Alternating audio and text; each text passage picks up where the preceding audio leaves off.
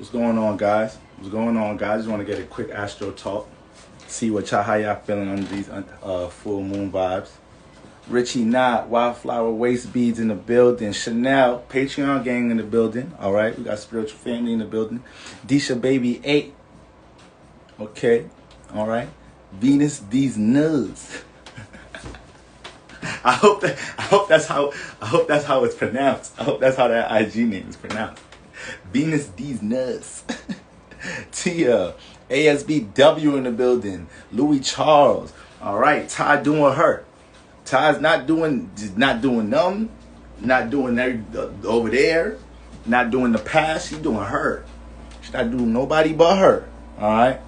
My mom calls me a hippie. Sex and Stardust in the building. B Infinity. All right. The Dorito. I think that's the first Dorito ever. I think Doritos biting off of you. Cool Ranch and all of them. You the first Dorito. All right. Venus, these nuts. All right. I like that.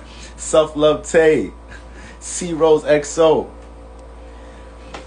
Shit, I can't give all that up right now. Where I'm going, I can't give all that up right now. But let's just say I'm moving around this weekend. Let's just say that much. But family, what's going on? Yeah, I just want to get into a little Q&A, talk about whatever y'all want to talk about real quick. You feel me? I know I've been moving around these past couple of days. Okay. Listen, man, I hope y'all been feeling easy under this new moon. I mean, this full moon, excuse me. Hope y'all been feeling easy. You know, I know some of my, it's hitting my Aquarius is heavy. It's hitting my fixed signs heavy this weekend. All right. More, really, to be honest with you, it's really hitting the Scorpios and the Taurus heavy right now. Because at least the Leos got support. They got the sun right now. So we really can't tell the sun anything. We can't tell the sun anything in Leo. We can't tell the sun anything in Leo. And then we got the moon is in Aquarius. So if anything, we watching Aquarius just to understand how they deal with their emotions. So yeah, it's really hitting my fixed signs hard. You feel me?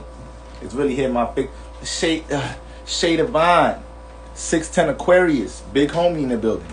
We got the big homie. Y'all make sure y'all tap in the 610 Aquarius. Forever Leandra. All right. I'm chilling with Viva La Ills and y'all in competition with the looks tonight. Yo, it's crazy. It's crazy how some of y'all be linked up. I don't be knowing. This person borrowed, this person posted, this person. I'm like, oh, okay, all right. I see how you made it here. All right, so that's what we doing, man. I appreciate y'all just circulating the love, circulating the gems. You feel me? You got to put a friend on. You know, all of us trying to get our friends to understand, you know, they energies and whatnot. Like, no, you gonna watch this live. You gonna read this post. This is what I was telling you earlier this week about you being selfish. You a cardinal sign. Look what Boy just said. Your live yesterday gave me all the confidence I needed as a Leo rising in a 7th house Aquarius. You got it, SBW. You got it. Your destiny's in your hands. You feel me? Sometimes we just need a little clarity. Sometimes we just need a little insight. All right. Help us take a little bit more direction with how we use our powers, because we all got powers. We all got superpowers when it comes to our zodiac sign. You feel me? And our energies. So you got it. This season, just what I just felt the energy through that comment. So I know you about to have nothing but a fruitful Aries season. I already know. Ezzy, wagwan babes. Yeah man. Me see you, darling. It's the Libra in us. Facts. Jazzy B6112. Y'all could drop some questions in the question box. I'll just run through them. Y'all know that's the most organized way to you know, for me to be able to see the questions and answer them. Somebody said I should get on live and talk about my favorite placements, just my general favorite placements to have. I don't know if that's something y'all want to hear, so y'all can let me know what's up. Y'all can let me know what's up, what y'all trying to get into this Saturday night, man. All right. We all came here with the gift and tools. It's up to us to unpack the bag. That's all. And that's what I was talking about early on live, early in the week too. I was like, you know, sometimes we got to stop listening to certain spiritualists or astrologists telling us when something's going to happen. All right? Because sometimes it plays out with now you only think it can happen that way. You might have put too much faith and belief in that goddamn astrologer, spiritualist, teacher. Now you think, oh yeah, okay, now the live started. Chechi's in the building. Y'all know it's not alive until Chechi get here. I am Jasmine Danielle, lip gloss swag, faux twizzle. Jazzy, oh yeah, Jazzy, we getting to them energies soon, Jazzy. Oh yeah, Jazzy's in the building. All right, Dame Doll Fit. So like, yeah, we was just talking about that earlier in the week. We was talking about like sometimes astrologers, spiritualists, or whatnot said this gonna happen to you. Then that, ain't nobody telling me what's gonna happen to me when it's gonna happen. I'm sorry, that I ain't jacking that. I'm not jacking that. I tell myself when some shit gonna happen. I hope I meet an astrologist, somebody right now, tell me when some shit gonna happen. I bet you I'll reverse that bitch. I bet you I'll reverse that shit. Ain't about to just ain't about to just claim my future like that. So what you trying to say? So basically you telling me I have no control of my fate. That's what you telling me. That's what you telling me. And another reason I don't like that, because this is the main point I was making earlier in the week, is like, y'all are hear an astrologer say something, and then it's like you start thinking, D uniquely divine. All right, I see you. Then you start thinking that that's the only way something can happen for you. And now it's like, okay, if an astrologer says you got this placement, so this is gonna happen to you at this time, not giving you the potential, not helping you to understand how you can navigate the potential of energy. If they just tell you this gonna happen at that time, and because you got this gift or you got that power, then it's like, what happened to everybody else that had that placement? So you mean everybody that had that placement got rich? You mean everybody that had that placement was successful? You telling me everybody that had that placement that had children or whatever it is you seeking? You feel me? So you got to be able to maximize your potential and take more control. Take more control. When I start Q&As, the first question always be the funniest one. Which one of y'all said? Which one of y'all asked first the Q&A, last Q&A? Bora, what zodiac sign get the best head? Which one of y'all was it? Y'all play too much. All right. There's a time and place for everything, but apparently, I guess it's my fault. Apparently, I opened this portal up on my page for y'all to feel comfortable. Hey man, I guess it is what it is. Astrology and sex. I might as well just put that shit in my bio. The Lucky Libra astrologer. Click link in the bio. The book of reading. And yeah, we talk about sex all motherfucking week. I might as well just throw that in the bio. But yeah, I can't. Come on, man. Can't give up all that info, man. Come on, man. Nah, I ain't really doing nothing. I just got back in the house from making some moves. My black ass staying in tonight. It's a full moon. Shit. It is a full moon. I ain't going damn nowhere. I got a lot of work to do tonight, if anything. My bet is on Aries, Taurus, Virgo, or Scorpio placements. Listen, man, y'all heard what Kodak said, man. Every time we talk about head, I gotta bring up my son Kodak. Like, I gotta get the head from her. I gotta see how she feel about me. I gotta see how she feel about me. So y'all saying that Aries, y'all saying all these signs, but if them signs ain't rocking with you, you ain't about to get the top-notch dome from them. Like, you ain't getting the top-notch dome.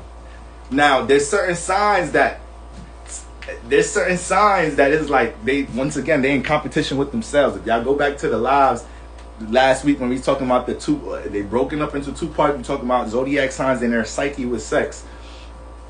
Some signs, they in competition with themselves. All right, they can't be weak with what they do. They trying to be the best they can every time they give some head or have sex or some shit. So it don't be about you sometimes. So you gotta know who you dealing with.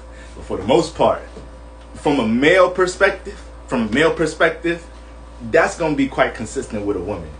A woman ain't gonna. Not a lot of women about to give you the top notch dome. If they not feeling you like that, you ain't gonna. It's gonna be good. It's still gonna be good. But in a woman head, like if her natural duration is 20 to 25 minutes, You still might get the quality. You still might get the quality might be 10, but I bet you your duration is dumbed down to like 10 minutes, 8 minutes. If her top-notch duration for giving top is up to 20-25 minutes, you feel me? If her fatigue is like that, you feel me?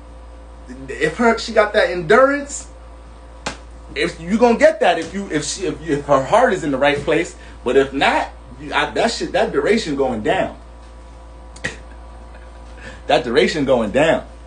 How will Leo season affect Leo Mars placements? All right. So if you have Mars in Leo, the Leo energy is what you're passionate about. Okay. But you got to understand the difference between the Mars and the Sun. Mars is internal. Mars is the intentions. When Mars, handles the obligations and the duties of the Sun. So when the Sun needs to do something, when the moon come home and it's trash everywhere, she's like looking at the Sun like, you see the household? Who you think the Sun calling first? Mars, take your ass outside. I told you take this goddamn garbage out. And you got the moon getting moody, getting in her emotions because the household upside down. You feel me? It's a house, but it ain't a home till the moon makes it a home. So Mars is everything intentional, everything that how the Sun is about to act on things. So you got Mars in Leo. I don't know what your Sun, Moon, Rising is, okay, but for the most part, you have a lot of intentions of doing things creatively. You have a strong passion to want to express yourself and do things creatively, all right? So you might have a Sun and Moon that ain't correlating with your Mars and Leo, but overall, inside here, your true desire, Mars rule desires, your passions, your goals, where you're goal-oriented at, that's all Leo energy, okay? Now, for the most part, Mars and Leo is a dynamic energy. Mars kind of correlates with fire, but when it gets into that Leo energy, it likes that energy, all right? It likes to get out and see, all right, which one of my creative gifts, what is it that I feel? Because Mars deals with feelings. Leo is fire, deals with feelings, all right? So Leos are good for expressing how they feel, putting their feelings into something we can see, a vision, something creative, something artistic, into their outfit. Oh, you feeling spicy, you're going to see it. If a Leo feeling spicy, you're going to see it in their outfit. If a Leo woman if she feel like being spicy at the club tonight, you're going to see it in her outfit. She's going to have a spicy outfit on. You feel me? Capricorn women. Actually, let me not say Capricorn women. Like Capricorn women, they kind of Capricorns do a presentation too. But like you might have a more reserved sign feeling spicy, feeling like getting into something tonight, but it may not OD reflect in their outfit. It might not be too spicy, too revealing. Leo woman, if she feeling spicy, that shit gonna reflect in her shit. It's gonna be a little extra thigh showing. You feel me?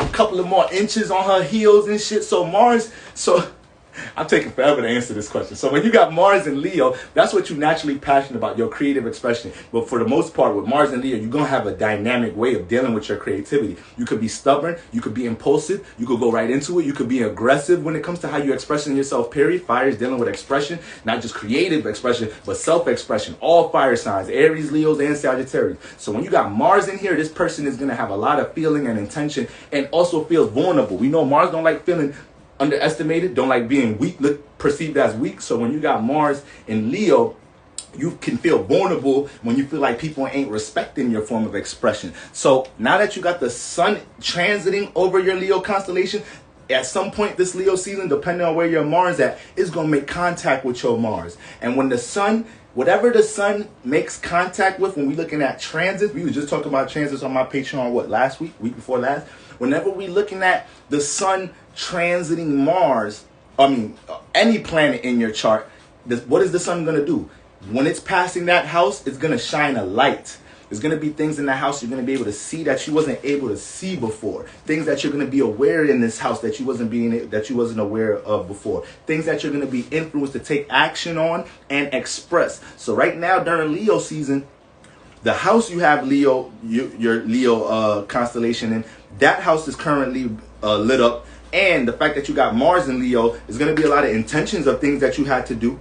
There's going to be a lot of goals that you may have not embarked on or you're in motion with, and you're about to gain new clarity on how to deal with all of them things, whether you've been acting on your passions or you've been suppressing your passions, trying to see how to work your passions. If that's the case, if you're passionate about a lot of things in this house, depending on what the house is, you're already real passionate with Mars in that house. So depending on what it is, with the sun making contact with Mars, you're going to see new ways to deal with your passions. See new ways to deal with your creative abilities in this house. You already got goals in this house. You already got intentions in this house. And your ass ain't got no patience in this house. The house we have Mars in, we don't got no patience in that house.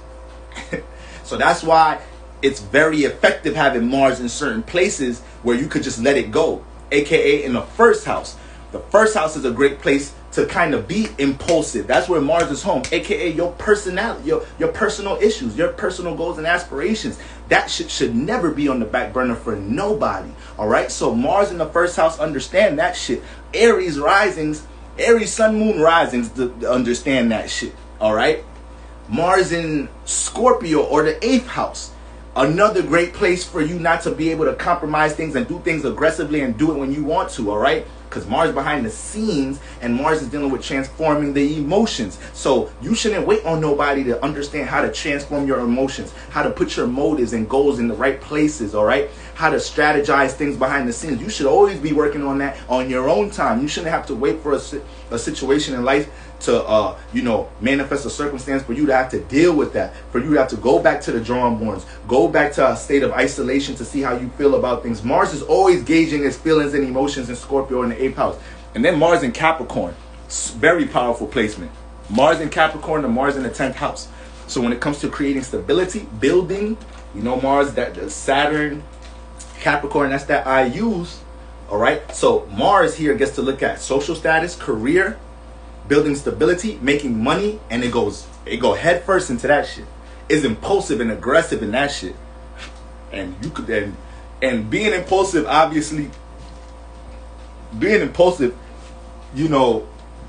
sometimes, once again, we got to look at, sometimes we have to learn not to automatically attach a positive or negative, vibration to something.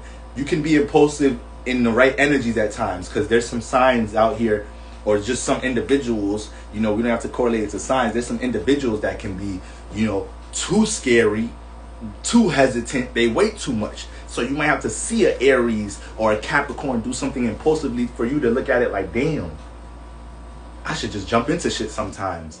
Maybe positive shit will happen if I just jump into it without thinking about it sometimes. All right? So that's what you're going to be dealing with the sun hovering over your Mars for the most part. Whole new clarity this Leo season, how to deal with your passions. And you're going to be influenced to express, your feelings some more and your frustrations and anger. So be careful not letting people get under your skin. Mars and Leo, y'all can take things personal. So you got to be careful of that this Leo season. You have to be careful of that. You don't want to be projecting and expressing your anger and frustration so much to the point that shit is causing internal friction with how you deal with your creativity. Use that sun hovering over your Mars to help you see how to deal with your creativity to have more clarity on how you could, have more clarity and gain more of an awareness on how to deal with your passions and your goals and all the intentions you have in this house and all your frustrations. By default, you having Mars in that house, you already deal with frustrations in that house because, Mars don't get to do shit when it wants to do shit all the time, no matter where it's at. Because that's life. You can't just do shit all the time when you want to do it at times. You can have the strong intention and willpower to do so, but sometimes you got to work with life. Sometimes you got to work with time. That's what all of our Mars placements are understanding how to do. Work with patience for the most part. That's something Mars got to learn. Okay, so we got to be able to channel that shit.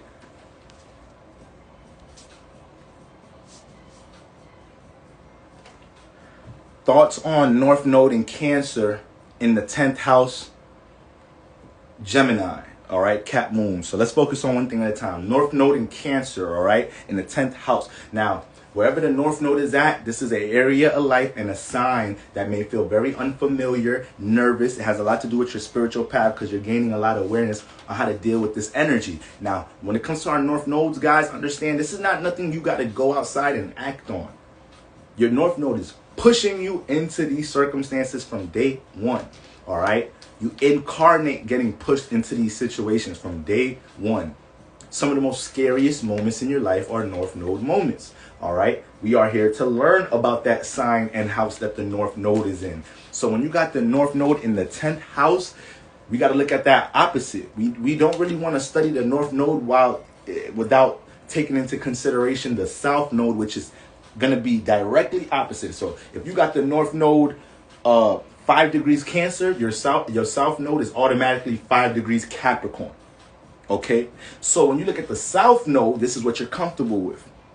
This is something that you've been spiritually in tune with. You brought a lot of experience with this energy into this lifetime. It could have been heavily in your past life or past lives that you've been cultivating a lot of this energy with your South Node. We run to our South Node signs and houses to feel comfortable, feel spiritually safe a lot of the time, especially when North Node moments got us feeling crazy, got us feeling nervous, got us feeling like we got to fucking...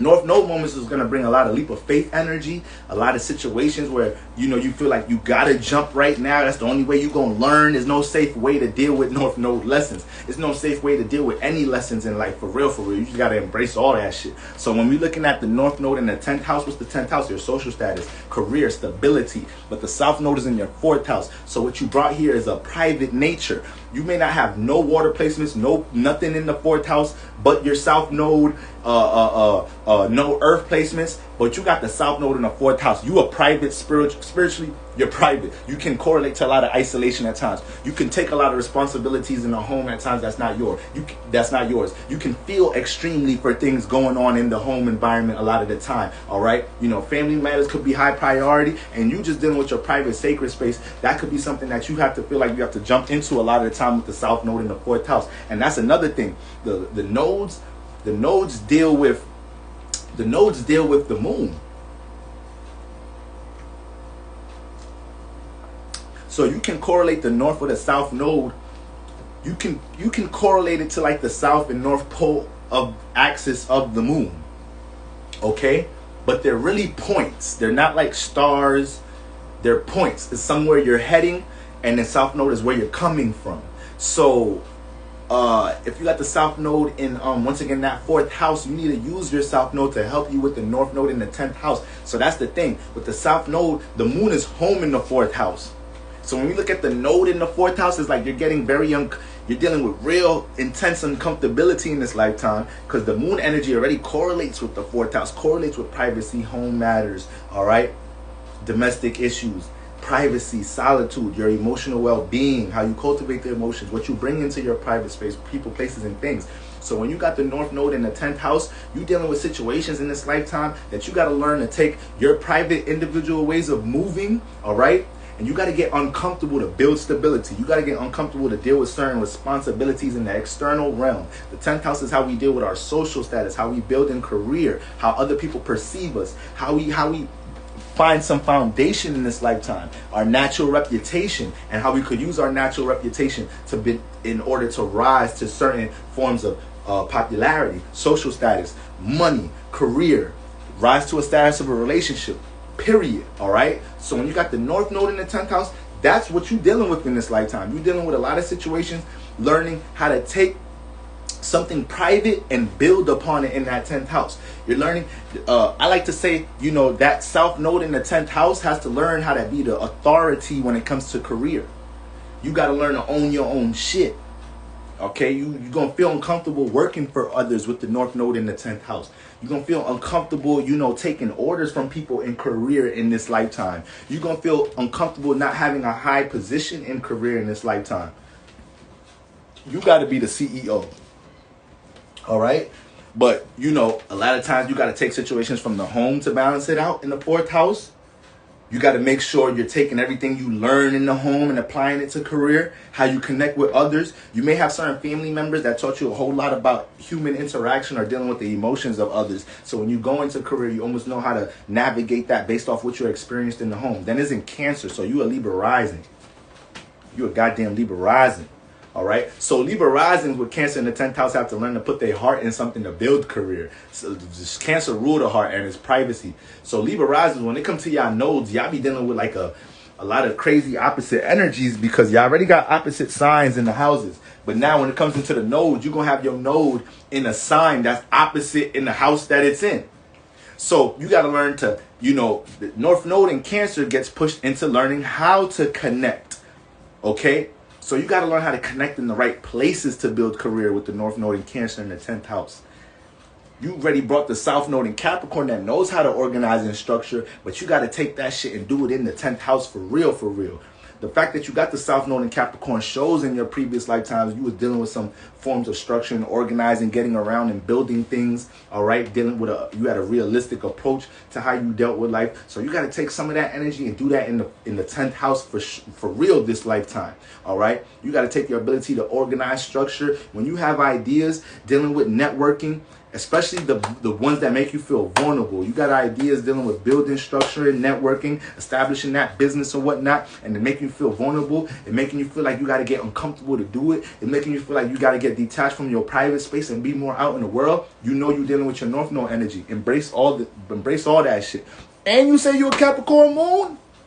Oh man, you better use that Gemini sun to you know, communicate to others, tell people what you got going on, rally up people. Gemini know how to rally people up. Gemini know how to get, if you about to throw a party, and you feel like you're not gonna be able to fill up the venue or whatnot, you better hit up 3 Geminis.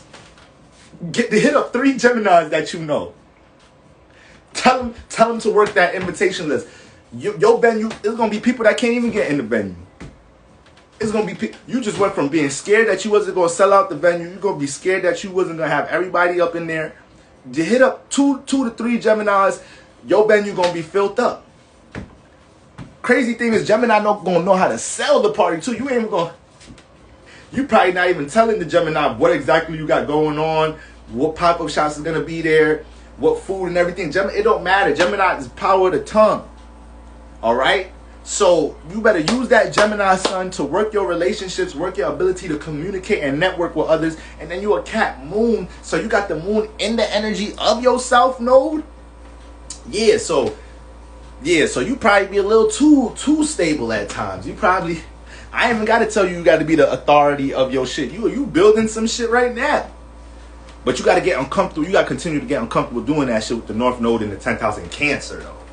A lot of what you're building is pulling you away from the home and family environment. You gotta learn to find that balance. A lot of what you're building disturbs your sacred space at times. It disturbs your bedroom space. It disturbs your private space. A lot of your responsibilities end up cutting into the time you want to get some sleep or do things, you know, on your private time. So you got to continue to regiment that and take care of yourself as far as time management, resting, and being able to apply energy into what you're building. So that should get a little deep right there.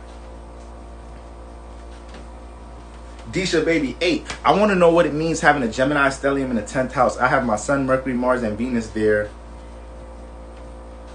Venus there with my Moon and Aries in the 8th house. Now, when you got a stellium, guys, this is a very active sign or house. Once again, very active sign or house. So we got 12 houses. We only got 10 planets. So some houses going to be empty. And if you got a stellium, then there's a lot of more potential for way more houses to be empty, because out of all them 10 planets, you got 3 or more in one house, all right, or potentially one sign. Stelliums, I would say more, not that they're not, it doesn't mean anything if it's a stellium in a sign. It's just that stellium in a house we talking about that actual area of your life. The signs is just how we push things out. So what's the 10th house? The 10th house is how you build structure and organ and stability in your lifetime. It's how you build your social status. All right, how you're known, how we perceive you. Once again, we were just talking about the 10th house in the previous question. So if you got a stellium in the 10th house, through what you was doing in your previous life, you manifested a situation where you got all these planets in this one house. AKA there's something you need to finish, and there's some awareness you need to gain in this house in this lifetime. So no matter what you be trying to do in life, you always got certain experiences and circumstances pulling you into this house because you got so much planets there. When you look at the planets are tools that we using. So your sun is a tool that you're using as a spirit to express and see. Mercury is a tool that you're using to organize your thoughts, think, and communicate. Mars is a tool that you're using to deal with your passions, all right, deal with your intentions, also set intentions, and also deal with your frustration and anger. Venus is a tool that you're using to love, to appreciate, to connect, to relate. So you got all that going on in one house, the 10th house. So you know you here to handle a lot of business in that house spiritually. You should be taking a lot of action when it comes to your career, when it comes to how you're trying to build stability in this lifetime. And that's the thing with these stelliums. Once again, stelliums ain't no you gotta wake up in the morning and act on that shit. No, you feel that shit. You feel that area of life pushing your ass to do shit every day. So you could be neglecting what your sun is trying to see in that house, aka the sun in the 10th house is gaining awareness on how the world sees it, how the world perceives its social status, on how people know them, on what they could use to build, on what they could do career-wise. The sun always lights up the house that is in, and we're always going to be able to see from the outside looking in. So if you got the sun in the 10th house, you know, you might have manifested popularity at a young age. You might have been really known in your neighborhood, really known in high school with the sun in the 10th house. Everything's going to correlate back to your social status, how you're building that, and how you should be taking action on it, and how you should be learning. The sun deal with awareness, how you should be learning how to build your social status and career and foundation in your life in this lifetime. Then you got Mercury. I got Mercury in the 10th house. Your ass always thinking about the 10th house, always thinking about career, thinking about work, thinking about how much money you're going to make this year, thinking about how you can organize this business plan in order to build to career. So the fact that you got your mind in the 10th house, that could start having you not think about nothing else. You just think about all your responsibilities, how much money you have, how much money you got coming in, and how you could use what you had to build in this house. Then you got Mars in this house. I have that placement as well. I got a stellium in the 10th house. So we live in some of the same shit. We real active when it comes to career. We be putting a lot of things in the back burner, putting a lot of parties and events and other shit on the back burner. Goddamn, probably even suppressing some of our damn friendships, connections, and relationships. Some of our relationships probably be like, damn, motherfucker, is that all you think about? I got a goddamn stellium in the 10th house. What you think? What you mean that's all I think about? Yeah, that's all I think about. Mercury in that bitch too. You got stelliums in earth houses. You breaking generational curses, so we don't got time to play. Keyword, Saturn's home in the 10th house. This is the construction house. We don't have time. We don't fucking have time. How much don't it take time to build and structure shit in career? So that's the negative here. We could start suppressing so many other things because our mind, our awareness, Mars, our passion, all right, is all up in that 10th house. It's all up in career and your job. So make sure that don't become so much of an issue in your relationships. But you got to make sure that dating phase, that them motherfuckers, well, shit, you got the sun there, so you ain't even got to go out your way. They going to know that's what they going to see that. Once again, they going to see the house. You light up the house that your sun is in, people see it from the outside looking in. So people already see how career-oriented you is, how much you dealing with certain priorities and responsibilities and career building. People see that shit already. You feel me? But that's all the energies you got going on in one house on top of Venus. All right? Venus bring love there. Venus bring appreciation. You may get support, a lot of support when it comes to career. Job applications you ain't asked for. Promotions you don't deserve. Somebody in the job really deserves that promotion. You got Venus in the 10th house. Your ass end up getting it. Boss probably think you cute or attracted to you. You end up getting that shit. Yeah, my Saturn and Jupiter is in the 9th house. Oh, they right next door. So you're getting a lot of knowledge and wisdom right next door on how to utilize, you know, your wisdom to help correlate and trickle into the next house, trickle into the 10th house. But and then yeah, once again, that Mars is really strong in that house. So we already know you're already paying attention to that house with the sun there. You're already thinking about that house a lot with Mercury in there. Then Mars make you real passionate about this house, and you can exhaust yourself a lot in this house. AKA, you go so hard for career sometimes, you just fall the fuck out at the end of the week. Like, goddamn, like all your passions and intentions went into how you making money in career, and you got from point A to B. You made some progress. You got some more determination than a lot of other individuals don't have in that area. But Mars goes stupid hard in that house because it's exalted there. It love to be there. Mars love to build. Mars loves to build recognition. Like, once again, social status, popularity. So Mars loves to build recognition based off of his passions, his creative abilities in this house. So you want to make sure with all them energies in your 10th house, what's opposite? The 4th house.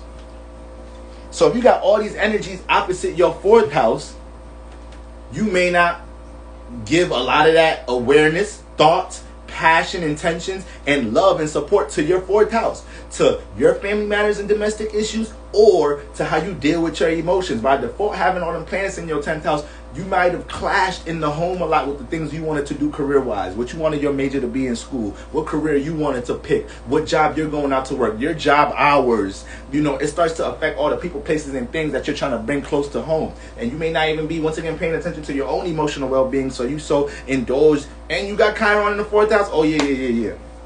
You got to doing a lot of balancing in this lifetime, dealing with career, the external realm, reality, and the home. You can't always neglect the home. You already got Chiron in there. You got to learn how to heal yourself with situations going on in a family and home. Might be some trauma you got to learn to evolve from when it comes to the connection with your parents and situations with your emotional well-being. You want to cultivate that, kind of transmute it to help fuel the 10th house. But for the most part, you got fuel in the 10th house. So you got to find that balance between, reality and how your sacred spaces, your private spaces, you feel me? Sometimes your private space could probably be upside down in the house because your work schedule is so crazy, or the time that you're putting into working on things is overwhelming, and that's the shit all your energy is going to. All right? So you want to work on that. And you got the moon in Aries, so you're gonna be a passionate individual. You cut a lot of people off. Moon in Aries, y'all be real isolated and secluded and shit. So it's like you probably don't fuck with nobody, and you throw all that passion. You got the house ruler in the 10th house, so it's like, yeah, you don't mind cutting off people just to build that 10th house up. People, places, and things.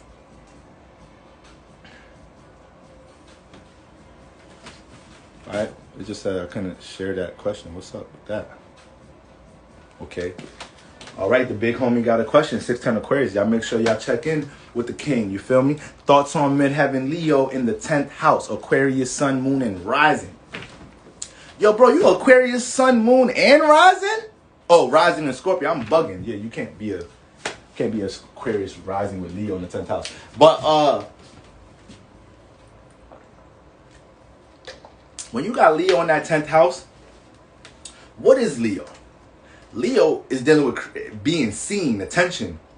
I say all of us deal with creativity in some type of shape or form, but Leo is the one that's teaching us how to be comfortable on the stage, how to be comfortable what I'm doing right now, expressing myself, being on the camera, having my ring light on me, having people paying attention to me. Y'all don't really know how comfortable I really am doing this shit. But if I pay attention to Leos, they teaching me how to be comfortable doing this shit. They over there saying, Boro, you don't see we meant to shine, Boro. You meant to have the light on you, bro. You know what you talking about. You knowledgeable. You feel me? You charismatic. You got a personality. You better let that shit shine. Express that shit. We only live once, nigga. We all gonna fucking die. That's the Leo energy right now. They teaching us how to be comfortable doing this shit. What we doing. Making sure our creative abilities and the way we express ourselves and our inner thoughts and what we have awareness about, we comfortable putting that shit in the stage. So when you looking at Leo in the 10th house, you learning to do that shit there. You learning to shine your light for career. You learning to shine your light for your social status, to get your bread. You learning, see, Leo's ruled by the sun. So it brings the influence of the sun to that house. So if you got the influence of the sun in your 10th house, you got that Scorpio personality. This is what all Scorpio risings have to learn today. Sue, what's going on, Sue? Sending love, Sue. You know how we do, man. Listen, it's Leo season. I'm about to turn up even more. Y'all thought I was turning up Cancer season. It's about to get crazy Leo season. Because I'm fired up. Y'all know them air signs. Y'all know we like them fire energies. So yeah, I got posts for days for y'all. We got topics for days. We going in this Leo season. But look, when and I told y'all I got Leo in my 7th house. I got a big ass fucking 7th house. Starts in Cancer, got Leo in there, ends in Virgo. So we hearing about relationships all y'all gonna hear relationship shit from me this whole season. I got on the fellas today. We gonna have to take days. Some days, ladies, is yes, y'all turn to take accountability. Then Tuesday is gonna be the fellas gotta take accountability. I gotta tell the fellas about themselves. So we doing it. We feel me? We gotta stay balanced. You feel me? That's the only way we could come together. Not blame each other all the time. Not see who hurt who more all the time. But we gotta be able to take accountability together so we could start coming together, alright? So we could start not dealing with some of the same issues and the same bullshit in our relationships a lot of the time. You don't get nowhere in your relationships. You don't reach harmonious connections with others until you start taking that A word, accountability. Motherfuckers be looking in the mirror like that. Motherfuckers be looking in the mirror talking about, damn, why my relationships always going left and shit. Motherfuckers be tripping out here. They don't know how to see a real motherfucker. No, it's you. It's you. If don't nobody want to be with your ass all the time, it's you. If niggas is always complaining, niggas or the women you with is always complaining about the same shit every relationship, maybe you should just stop and think a little bit when you single. Like, damn, my last 3 girlfriends, my last 3 boyfriends, they all said they kind of be saying the same shit. Now, fuck the motherfuckers, they the problem. I'm gonna find somebody that's gonna fuck with me. I'm gonna find somebody that deserve me. Or why universe, man, universe, this dating shit, fuck 2021, fuck the age of Aquarius, universe be on some bullshit. Everybody, you can't even date no more. I might as well beat it myself. Yeah, you don't want to do no work. That sounds like somebody that don't want to do no work. That sounds like somebody that had shit handed to them when they was younger. That's what that sounds like. So yeah, I'm getting on everybody's asses when it comes to relationships this whole Leo season. My 7th house is turned the fuck up. Alright. Now, once again, bro, that Leo in the 10th house, you a Scorpio rising, bro. So sometimes Scorpio in the 1st house, very isolated and secluded, very tight, loyal circle in your 1st house when it comes to your personal issues. Don't nobody be hearing about that shit. Your best friend might not even hear about your goddamn personal issues with Scorpio in your 1st house. Everything is individually to you. Scorpio is one of the most individual signs in the zodiac. So you throw that in the 1st house, it bring that behind the scenes mystique though. So this person really creative, really passionate, but they personally behind the scenes. And they like to cultivate and strategize things on their own before being pushed or forced to do shit. But unfortunately, bro, not unfortunately, fortunately, shit, everything's a lesson. Fortunately, you got Leo in the 10th house, bro. So as to yourself, you might be personally with Scorpio in the 1st house. As much transformations you experience in your 1st house that people don't be knowing about, bro. I already know, bro. Scorpio in the 1st house, you go through mad personal transformations, forms of manipulation, deal with hidden agendas to the point you could say fuck the world a lot of the time with Scorpio in your goddamn 1st house. There ain't nobody gonna see me. I'm not picking up my calls for nobody. You feel me? I'm taking my fucking time when I text people back. Because I don't even trust people like that, Scorpio in the 1st house. Wherever you have Scorpio at, you're going to deal with some behind the scenes energy in that house. It don't matter where it's at. You're going to deal with some secrets in that house. So Scorpio in the 1st house, you could easily start manifesting circumstances where you start secluding yourself. Because you feel like that's the whole world. That's your natural personal outlook. So then Leo in the 10th house says, yo, bro, I feel you on that. But you are too passionate, too goddamn creative in the 1st house to not let this Leo energy do its thing in the 10th house. That's what that 10th house starts teaching you, bro. Leo in the 10th house, it don't matter what form of manipulation and transformation and hidden agendas you deal with and lying motherfuckers that you deal with in the 1st house. Shit, it may start even turning you into that with Scorpio in the 1st house. But no matter what type of transformations you go through there, that Leo in the 10th house be having you go to sleep like, man, I still gotta find a way to shine my light in the world. That's what Scorpio risings go through. Y'all can force yourselves to be in the dark as much as y'all want, but Leo be in that 10th house, and y'all know the sun's strong. Y'all know, right? You, your sun, and your pup. Hell yeah, it be like that. And you know I'm an advocate for isolation. You know I'm an advocate for doing your own thing, because that's how you filter, making sure you bring people into your circle that is willing to work to be around your presence. Appreciate your goddamn presence. I told y'all the other day, there's a lot of people I don't pick up the phone for like that, as urgent as I might have did in the past. Because they got to work they didn't appreciate my time when I was around. They didn't appreciate the shit I was kicking when I was around. Now they feel like my time is still that accessible. No, you got to let motherfuckers learn to make people appreciate your time, appreciate your existence. You feel me? Because there'll be some people, the same people that you'll be kicking some shit trying to help their lives out and acting like you always around, that same shit other people will pay you for. Other people will highly appreciate you, give you your roses, let you understand how much they appreciated you changing their life, giving them some insight, helping them with somebody. Just like how I do when people help me with shit. I let people know how much I appreciate some shit they didn't have to do. You feel me? And I'm a Capricorn moon rising. I don't even like people doing things for me like that at times. So when you looking at that Leo in the 10th house, bro, you here to shine your creativity in that house. With all that personal knowledge and wisdom you got in your first house, Scorpio risings, that Leo in the 10th house is like, yo, in this lifetime, I gotta get that out in career in some type of shape or form. But that's why Leo in the 10th house, remember, y'all got Leo in the 10th house, so whatever energies is in your 10th house, Scorpio risings, y'all already naturally gonna be seen for it. It's already gonna naturally be a part of your reputation, whether you notice it or not. So it's to embrace it and step into it. So Scorpio risings, y'all be the flyest niggas in school. Y'all be behind the scenes when y'all pop out, top 5 fits in the party. People already see you creatively. You feel me? You do one little creative thing and school, everybody like, oh shit, you see, y'all heard the Scorpio rising rapping at lunch today? I thought that nigga was mute. I thought that nigga was mute, bro. That nigga can spit. Bro, that be that goddamn Scorpio rising shit right there. And then Leo be having that Leo in the 10th house influence, be like, yeah, motherfucker, that's how people see us.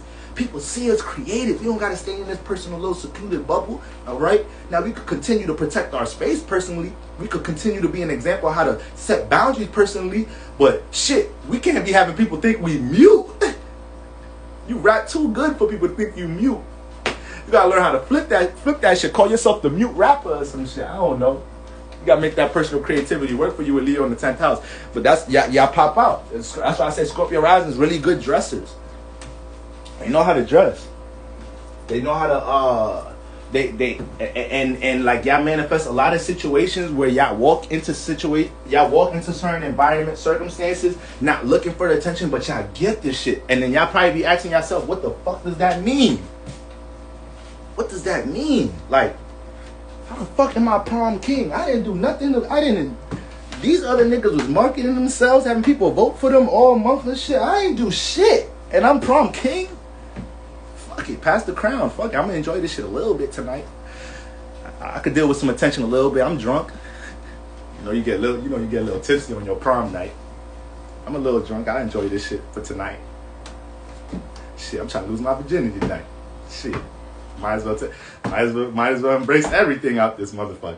It look like this night going perfect. Scorpio rising fuck around, get a kick. Scorpio rising fuck around, get the award for prom king and be like, nah, not me. My best friend deserve that shit. Like, nigga, if you don't get your ass up there and put the crown on your big ass head, the crown don't even fit your head. That's why you trying to pass it along, because the crown don't, your head too big for the crown. That's why. But I'm just fucking with y'all Scorpio rising. Y'all get the point though. That Leo in the 10th house ain't playing with y'all in this lifetime. Yeah. You go try to suppress a Leo. Y'all go try to suppress a Leo creativity or some shit right now. You probably end up in a fist fight. Because they gonna cuss you out after that or say something to you to make you look crazy. And now you want to fight. I ain't gonna say they initiate the fight. They gonna say something crazy to you and you gonna take that shit offensive. You go to a Leo and tell them that part of the song, this, that, and the third, or I think them jeans actually go better with those shoes. Like, oh shit. And don't do that shit now. It's Leo season. You definitely don't want to do that shit now. Oh shit. So if y'all look at Leo wherever it's at, this is where your creativity is stimulated. Look what I said. I said I got Leo in the 7th house. So I get into my most goofiest, entertaining, creative expression shit around connecting with y'all. Just relating to y'all in the 7th house. I don't be like this all the time, but for some reason when I get into relating with others, connecting with others, I get a little giddy. I get a little excited. I could kind of, get indulged in the light and everybody looking at me and shit. Like, that's just the Aquarius rising know about that shit. I'm a Cap rising. That's Aquarius rising shit. You feel me? But it plays out negative because in my relationships, I be the same way. In my relationships, I just want the light on me. I'm possessive, motherfucker. Oh, well. You fucking with a real nigga. You don't need to be fucking with. Looking at that nigga for. Fucking with me. Make them fucking tacos, Yvette. Alright. Thoughts on the sun. 11 degrees Aquarius conjunct North Node, 16 degrees 3rd house. Okay, so you got the sun in Aquarius, you feel me? You got the sun, and that's that middle deacon. So that's that Mercury deacon of Aquarius. So y'all very communicative. Probably the most communicative Aquarius. You feel me? With that Mercury decon right there. You feel me? But you can overthink a lot of the shit you want to build on. You can overthink a lot of the shit you want to network. Y'all Aquariuses can super be in the head a lot of the time. You feel me? That first decon kind of is more impulsive and starts and initiates and jumps into building things quicker. That Venus decon, the last one, 20 through 29 degrees, they're more they know how to relate harmonious with people. They know how to connect to the collective more than people that look down on individuals like the rest of the other decons in Aquarius. But you could overthink a lot. Brilliant ideas, but sometimes you gotta tell people that y'all middle Aquarius is like, people gotta tell. It's like I show him the stage, like, and he just starts performing, right? So the first that decon right there, boom, that's what you're working with right there. Mercury, Saturn influence, you feel me? So like you got all the ideas and plans in the world, how to get money, you real critical of the people you around too. You real critical of the motherfuckers you be around and shit. You critique somebody else's business like a motherfucker, but overthink your own shit. Alright, so you gotta be careful of that shit. But for the most part, you said it's conjunct the North Node. Now, when you got the sun and moon or the North Node, if you got the sun and moon conjunct your North Node or in the same sign as your North Node or the North Node in the first house in your rising sign, this is how I interpret this shit. This is how I interpret this. I look at it as somebody who already got natural energy supporting their North Node. So things that you feel scary doing, aka because it's unfamiliar to you, the North Node, you already got natural energies to support that. It's almost like you have more of a stronger instinct to attack that than somebody else, because you know how to deal with that energy to an extent. You're gaining more experiences with that energy to an extent. But on the flip side, this could be very insecure individuals. This could be very insecure individuals. Why? Okay, if the sun represents what you're taking action on, what you're paying attention to, and we know is one of our most frequent used chakras here. We always acting, paying attention to something, dealing with visions, all right, dealing with thoughts, awareness, all right. We're seeing, looking, expressing ourselves in all different type of ways. Sun sign, right? If that's next to an energy that deals with your spiritual path, we know conjunctions are two energies working as one, right? So every time the sun go to the bathroom, North Node got to go to the bathroom. When the North Node want to go to this party, the sun can't say, nah, not to, man, the sun got to get his ass up, get dressed, and go to the goddamn party. So if you got the sun conjunct the North Node, you manifest vulnerable, nervous situations early in life, because it happens almost every time you use your sun. So it's a lot of insecurities that can come up with your sun in Aquarius. And what's Aquarius? Your individuality, your ability to network, connect with others, your ability to be the plug, aka give information to the collective, inform others on certain things, understand how to strategize and who to connect with, how to rally, how to connect other individuals, how to build community, okay? How to deal with transformation, having a unique thought and honing in on that, you feel me? Having people respect your individual, what can also be rebellious way of thinking. That's an Aquarius. But sometimes you deal with mad insecurity just doing that, just being an individual a lot of the time. North Node in Aquarius has to learn to embrace working with others, connecting their individuality to others. But you got that goddamn South Node in Leo, and South Node in Leo is strong. South Node in Leo is strong. It's strong as hell. Because you was used to being the face in your previous lifetime. Y'all know the Temptations, ain't nobody coming to see you, Otis. That's South Node in Leo all day. Like David, this is a group. This is a group. All right? You think This shit ain't called David Ruffin. That shit wasn't even, he wasn't even really, he was the lead singer, but they didn't even name this shit David Ruffin and the Temptations. Like, it was still the Temptations. But that South Node in Leo, you be on your David Ruffin shit. AKA, every time it's time to jump into North Node in Aquarius energy, learn to network with others, learn to connect with others, learn to make your individuality a part of a group, a part of a community, you jump into your David Ruffin shit. Everybody owe this to you. When it comes to South Node and Leo, everybody owe this. AKA, everybody hating on you. Don't nobody want to see you shine. And now motherfuckers is, yo, matter of fact, I swear to God, if I go on David Ruffin Astro theme right now, if I pull up David Ruffin chart right now, he got North Node and Aquarius, I'm just letting y'all know I'm getting off live. I'm gonna just sign off for the night. I'm dead ass. I'm really gonna cut this shit out. If he got a North Node in Aquarius, oh, it's close. He got North Node in Libra. That make a whole lot of sense though. It's in air. So North Node and Libra got South Node in Aries. They too individual. They gotta learn to work with others. They gotta learn to connect and relate with others. Look at his ass. Look. We seeing his North Node all up in the movie. It's like, how the fuck we doing such North Node in Libra? How the fuck we doing such a great job? We done got our families out the hood. We living good. We motherfucking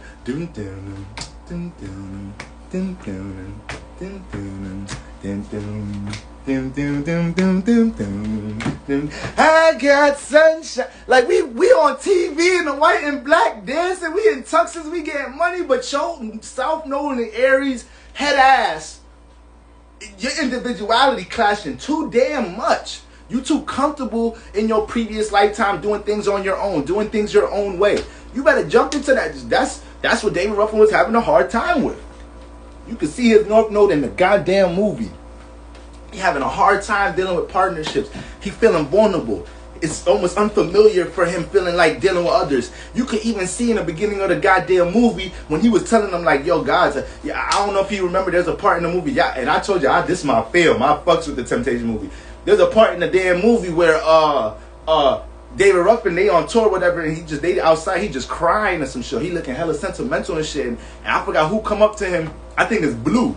Come up to him and was like, yo, Dave, what's good? He's like, I always been on my own, man. I ain't never had nobody care for me. That shit was unfamiliar to him. Connecting in a harmonious way. That's that Libra Venus. Connecting in a harmonious way. Connecting with love. Feeling appreciated. He wasn't used to that shit. That shit was scary. It was unfamiliar for him. Nigga was crying in the bus like, nigga, we getting money. We got hoes, groupies. What else do you want? What else do you want, David? God damn, Dave. You fucked it up. I could have made way more hits. Y'all had another good 10 hits in y'all. You fucked the train up, Dave. That's a talented brother, though. A talented ass brother. And I think he a Taurus too. Don't we be saying Taurus can sing, y'all? Oh no, he a Capricorn. But he got a stellium in Taurus. Jupiter, Saturn, and Uranus in Taurus. Pluto in Leo. Going through a lot of transformations, dealing with his creative expression. Alright. He got that moon in Libra. His moon in Libra true. His moon in Leo sextile in that Pluto. He a moon in Libra. See? So he a moon in Libra, but he got the North Node in Libra. So is that the same question? Yeah, no, you got the sun. So he felt insecure dealing with connecting and relating to others because it was still new to him. But deep down, he had a strong subconscious instinct to understand this is what he was supposed to be doing. So that's why you see him come around later in the movie like, yo, my fault, guys. Like, let's get this shit together. I was tripping. They're like, nah, Dave, we ain't jacking you right now, bro. You're not jacking you. You fucked it up. So the sun conjunct that North Node in Aquarius. You got to learn how to make sure your South Node in Leo don't fuck the party up when you are a part of something good, when you are a part of something community-wise, when you are part of something bigger than yourself. A lot of the times, with the North Node in Aquarius, you're gonna manifest situations to be a part of things bigger than yourself, and you're gonna be a key part of it though. You're going to be a key part of it, and you got to make sure that key part of it, which is your individuality, your sun in Aquarius, your uniqueness, what you see that's going to be able to help y'all, separate the group from other groups. What you see that's going to help you to bring your individuality to make this group or make what you're a part of bigger, to be more inflated, to be more, to change, to transform for the better. You got to hone in on that role. And then your creativity is going to be seen. That same South Node energy that you clinging on to, that same South Node energy that you can't get away from, that shit gonna be seen regardless. But you can't let your arrogance, you can't let your ability to have things go your way, or you be the face of things, you can't let that, dictate things with the South Node in that, what's the name? With the South Node in Leo. And then you got it in the third house. So North Node in the third house, that's the air house. So North Node in the house has to learn how to bring, that's more of an emphasis of you doing what I'm saying. Because third house deal with relationships with the familiar surroundings. So you're going to be doing a lot of that when it comes to, your familiar friends, having to work with your siblings and familiar friends, having to correlate your individuality amongst others that you're always around and whatnot, having to take your familiar knowledge and wisdom and make something out of it within other groups. So that's not going to be the easiest thing with the South Node in that goddamn ninth house in Leo. Because you feel like spiritually, you feel like you got all this knowledge and wisdom how to be the star. So sometimes working with others is like, man, y'all slowing me up. Wait, come and see your ass, Otis. Have you looked at the energies transits for 2022? How do you feel about the rest of this year going into the next? Well, all I know, I've been predicting a lot about the second half of the year, y'all, and I've been telling y'all because we're dealing with so much retrogrades. They're about to start going direct pretty soon, guys. All right? I don't like to jump ahead, though. I like to stay in the present, all right? So I don't start looking at next year energies until we pretty much in the fourth quarter of the year. We in the heart of the summer right now, so we got to focus on right now. A lot of y'all just had a crazy Cancer season. That was 30 days. That was 30 days out the year. But it felt like such a transformative, up and down, crazy period because, sometimes we may not be in the present and take care of the present energies. So, yeah, I was predicting earlier this year, as I was talking a lot about the retrogrades, I was saying, the second half of this year, you're going to see a separation. You're going to see a separation with individuals in the second half of the year because we dealt with a whole spring and summer full of retrogrades, and all these energies is coming into Saturn going direct September. I forgot when the rest of the other retrogrades is going. I think Neptune going direct in December. So all these energies is going direct in the fall. And we already know the fall time is a time that we deal with we already know the fall time is a time that we deal with hibernating, getting our crops, getting our resources, making sure we're good for the winter time, taking all the awareness from spring and summer and making sure we can protect ourselves, provide for ourselves. So it gets to a point right now, this fall season, we're going to see who is really doing the work. We're going to see who is really trying to invest in themselves spring and summertime, taking the time to revise and work on certain things, was embracing replay scenarios that was trying to teach them certain things when it comes to their creative abilities. Saturn retrograde, we know that shit had all of us right now, till right now, we still in it. Right now, Saturn retrograde, a lot of us is still understanding how to revise and work on forms of our foundation, career, finances, investments. We're changing investments, transforming what we're doing career-wise. A lot of us are seeing super progress. A lot of us is gaining a lot of clarity on mistakes we made business-wise, and we feel super inspired to take this new wisdom and catapult ourselves forward. So we're going to see that separation when it starts going direct, because when it go direct, that's when you feel it heavy, like, damn, I should have been working on these things. Like, damn, I should have, so much shoulda, woulda, coulda been when planets go direct. And that could just be off Mercury going retrograde. Just a Mercury retrograde, you feel like that. So imagine this fall when we got multiple generational planets going direct. So we got to worry about that first before 2022. We got to worry about that first. I think 2022 is going to be a real spiritually inclined year, like OD though. Like OD though. This year, coming into this year, you're already seeing spirituality be something that's like spirituality ain't even like it ain't even like an occult thing, behind the scenes thing no more. It's like you seeing people running ads on spirituality on Facebook, Instagram. It's like come get this tarot reading, purchase this crystal ball. You buy this astrology book for your family members. So like spirituality is something. I was just watching, Dolo the Pilot Man. Shout out to the Archangel Uriel. You feel me? I was just watching him talk about spirituality is trendy now. He had one of his recent live streams like, everybody make spirituality so trendy now. Everybody trying to make money off of spirituality and shit, but don't know how to practice this shit in their real lives. Don't know how to fight the spiritual battles with their family members and loved ones taking vaccine shots. But you talk about spirituality, but you don't know how to fight that war, around you and shit. That's crazy. As soon as I said that shit, I just got a notification going live. Look at that shit. So we in tune. That's letting you know right now. We really is doing some spiritual work out here. You feel me? So y'all got to be able to embrace real spiritual internal battles going into 2022. What we got? We got Jupiter going to be in Pisces 2022. Ooh, I love that placement. I love that because Jupiter going back into Aquarius right now. Jupiter, is it 0 degrees or 1 degree?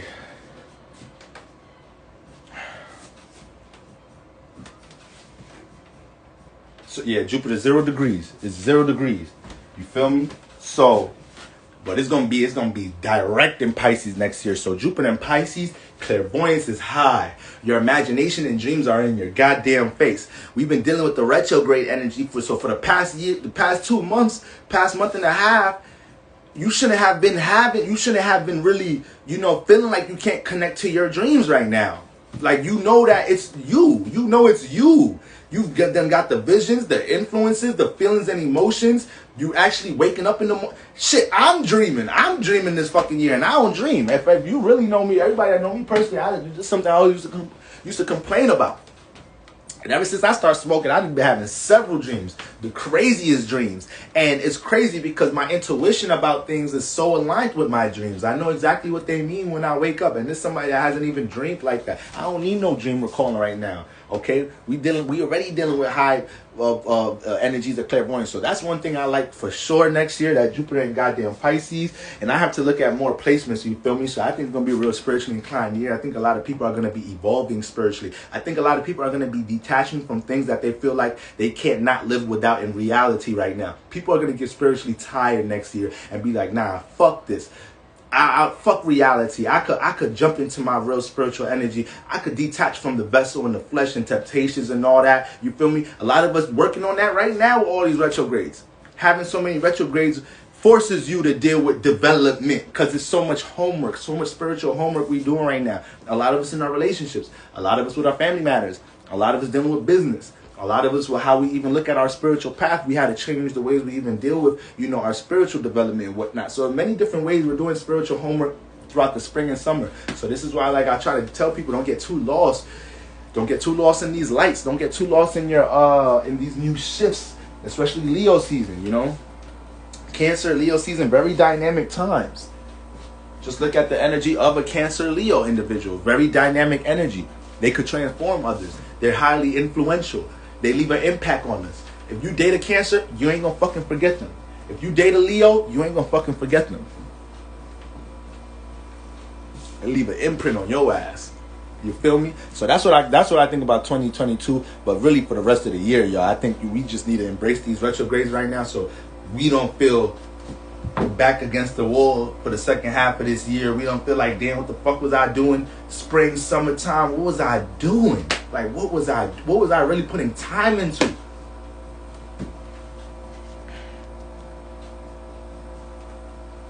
What are some negatives with Venus and Leo? All right.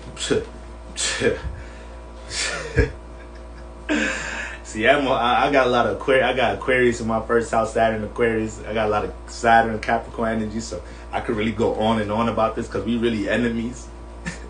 Saturn and the Sun they enemies. They don't like each other. Saturn don't reflect the light, so I get around you Leos, y'all be hating me sometimes. Y'all be hating me sometimes because I try to bring y'all down to earth a lot of the times. But Venus and Leo, now we know Leo deals with creative expression, being seen, attention, all right? Taking action on your creative abilities, being on the stage, being self-centered, All right, having things, you being the center of things. All right, so by default, when Leos don't feel like they're the center of a certain conversation, circumstance, situation, especially they goddamn relationships, oh yeah, you gonna hear or feel the lion's roar, the lioness's roar. So you got that Venus in Leo, aka that's what you love. That's what you appreciate. Everything I just said about Leo, you love and appreciate aligning with that energy. You love supporting that energy. So when you come to your creative endeavors, and then Venus deal with feelings, Leo deal with feelings. So Mars and Venus and Leo placements, y'all are sometimes y'all don't care. Y'all will make scenes for shit. Y'all don't be caring how y'all look about certain shit when y'all got y'all feelings invested in shit. Like y'all make a scene. So when you got that goddamn Venus and Leo, you feel me? That's where your heart is at. That's what you love. That's what you appreciate. So this is why you got natural artists, natural painters, singers, rappers, the designers. Y'all could dress too. Y'all Venus and Leos. Mars and Leo gonna have a lot of intentions and passions to do with their creative endeavors, but Venus add the aesthetic, the love to it, the art. So Venus and Leo, you know, they gonna love coming out and making sure that they creative self-expression, their presentation is artsy. You feel me? Looks real lovely and whatnot. You feel me? How do I ask questions? There should be like some type of question box down there. You feel me? So yeah, Venus and Leo, man, that's what y'all love. But the negatives, when y'all not center stage. Oh shit. Y'all take it to Venus and Leo take it to a whole nother dimension when y'all not being felt or seen.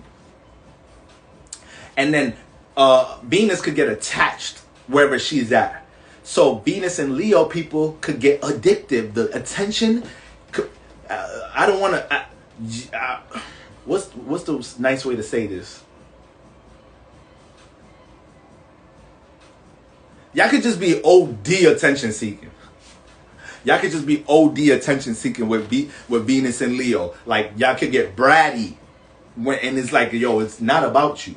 Things are not about you, but it's too much. It's too much. And Venus brings support. So y'all got supported a lot in your life when y'all was center stage. Y'all got supported and pushed to be center stage to get your creative expression out. People didn't influence you to do that. So when you manifest situations, you manifest dating somebody like me, a whole Capricorn moon rising. I'm like, yo. We got to do what makes sense. Not about just how you see shit and how you feel about shit. You ready to break up with me?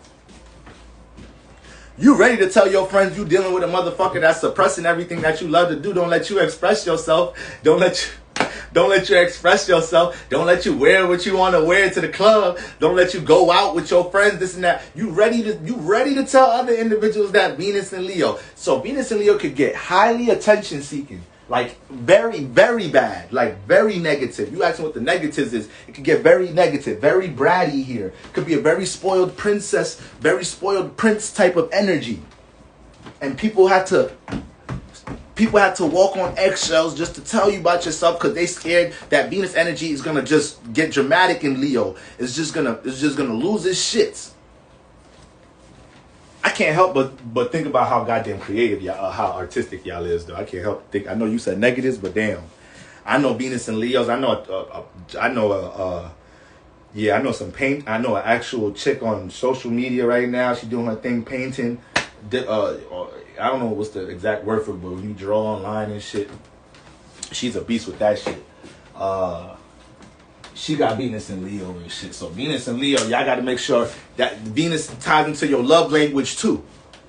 So if your partner ain't got shit to do with your creative, once your partner don't align with how you express yourself, it is an issue, and it's hard for y'all to look in the mirror and say y'all was wrong because y'all love being center stage. Y'all love having y'all feelings, Leo fire you want that being paid attention to.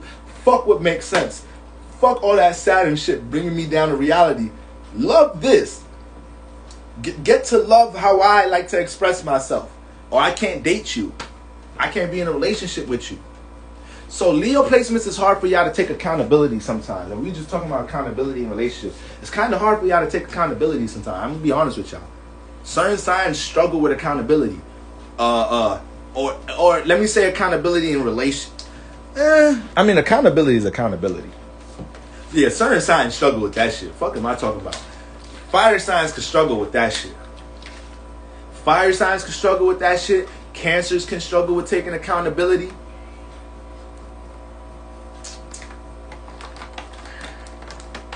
Cancers is tough though.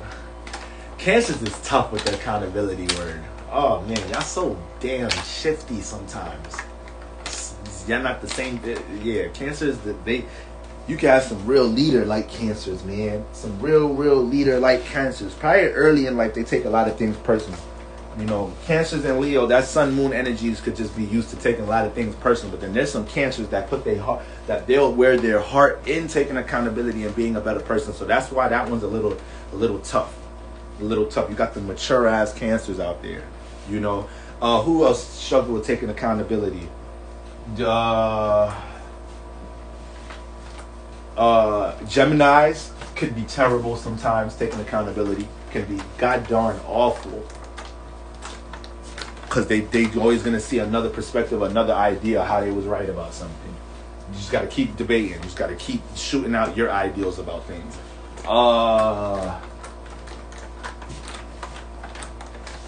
Yeah. And certain placements. I like to actually say placements. There's more placements than signs. Like Mars, like powerful first houses. Having the sun or Mars in the first house, we can't tell y'all nothing. Forget it.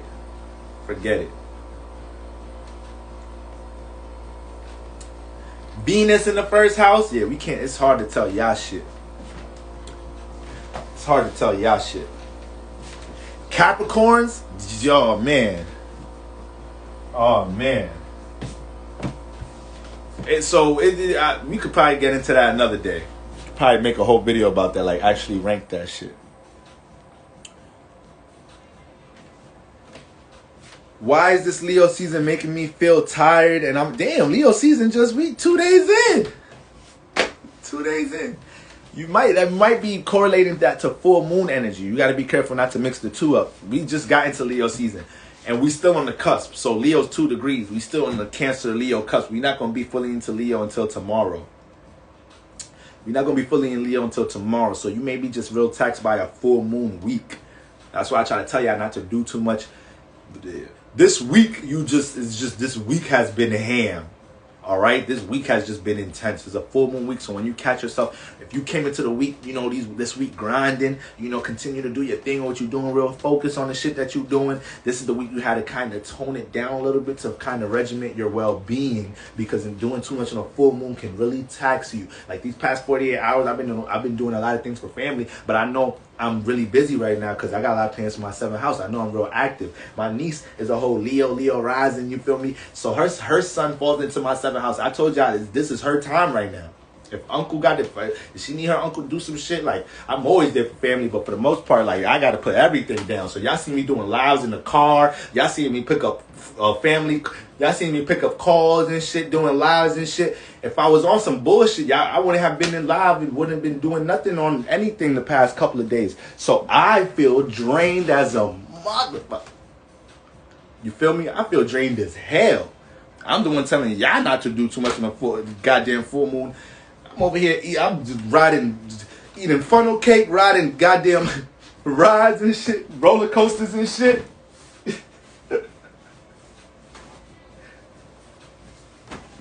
Feel me? I'm taking orders from a 14-year-old, like shit real. Soon to be 15-year-old, shit real out here for me. So it's like shit. I know this weekend as it winds down, I gotta make sure I do what I gotta do, put what I gotta put in my system, get the right proper rest for me to be able to be active this first start of the week for Leo season, you feel me? But it's really, I would say that's the full moon energy getting to you right there. And I believe you got Aquarius energy I believe we spoke on that, you got Aquarius energy. So it could be real taxing from your own vessel, especially if you a sun or moon, you feel me? It's going to be real taxing on your own vessel, your physical vessel, your sun sign. Or if you're an Aquarius moon, it's going to have a lot to do with, your own emotions could be real taxed, real heavy right now. Okay, so that's one. Oh, you say you're Aquarius. Yeah, I'm bugging you. I didn't even finish the rest of the sentence. Feel me? I'm an Aquarius. What is this Leo season to the Aquarius teaching us? Yo, listen. Aquarius is an opposite season, guys. It's an opposite season. So you dealing with ops. You dealing with an energy that's 180 degrees away from you. So you see the energy because it's across the street. It's not like it's blindsiding you, but y'all responsibility based. Y'all Saturn based. Y'all move on what makes sense, and y'all could be real fixed with the way y'all think. It could be hard for other people to influence you different things, even though you're very influential. But when it comes to influencing you to do something different, we have to work hard to get y'all to see things or think about things differently. Now, a lot of the time, it don't even be mattering because y'all actually is the one with the right ideal. Y'all is the one with the smart ass idea, with the real intellectual way of looking at things. You feel me?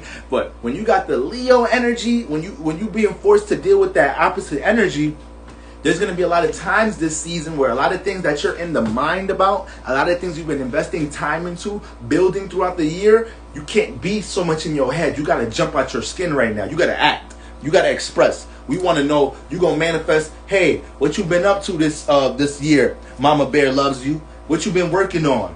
What's your feelings about this? And Lord knows Aquarius don't like being asked about their damn feelings. But we need to see some type of emotion out of y'all during this season. We need to see some type of passion and inspiration out of y'all this season. We need to see y'all put more things into, you need to be way more action oriented on all the beautiful ideas Aquarius have. Aquarius have some of the most beautiful, if you can go to a store, and buy creative ideas, and they had like the signs, Aquarius be one of the most expensive motherfucking joints in there. Like, damn, I really wanna how much I got? How much that Aquarius that's $1,000 for that one, right? Y'all got installment plans? Damn, guess I'm gonna have to settle for the guess I'm gonna have to grab this low vibrational Gemini idea, right? Let me get that low vibrational Gemini idea for $250. My bad, Geminis, my bad. I was about to not finish the joke and not use nobody, but y'all just... I said low vibrational, okay? I said low vibrational, all right? But with the goddamn Aquariuses, y'all ideas be out of this world. Bro, I made 30 TikTok videos during the Aquarius month. You active. You probably felt, you got that full moon, you got that shit making you look at self, making you look like what you made of. And it's full, so you got a high emotion with that shit. You feel me? But shout out to my Gemini. Don't take that one to the heart, man. I'm a Libra. Y'all know we talk shit. Shit, look, there's definitely some low vibrational Libra ideas around there for $250, $200 too. Trust me. Because us Libras, we could just, the way we think about shit at times, Libras, we one of the signs that be having that God complex. Libras, Sagittariuses, Leos, Aquariuses. Oh my God, God complex. You got the right idea all the time. Your ideas, we fucked up because we didn't listen to you. My bad, Libras. My bad. Cardinal air. Wanna just talk about your ideas was the most superior thought, and we all in a bad place because we didn't follow the Libra. As soon as something go wrong, the Libra be the first one. If y'all would have just listened to what you would listen to what?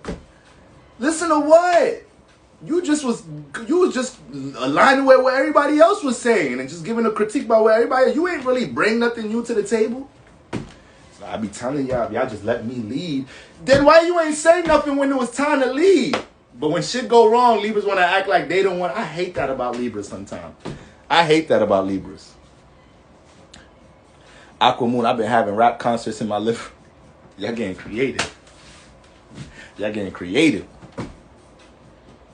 Hard on Gemini tonight. Oh yeah, Libra's all right. Yeah, that's let me drag Libras, right? Because I know the Gemini's like, all right, boy, why you got to pick us for that joke? Don't worry. I threw low vibration on there, so if you had to go to the store and pay for ideas, you feel me? Aquarius shit gonna be expensive, but if you on a budget, you might just have to settle for a low vibrational idea from any one of us. All our low vibration. We could be in our low vibration. And that's the thing. You could be in a low vibration on Monday, high vibration Tuesday. Don't nobody got to stay in one place spiritually. So it's up to you. It's really up to you. All right? It's really up to you to wake up in the morning and choose what frequency you about to ride.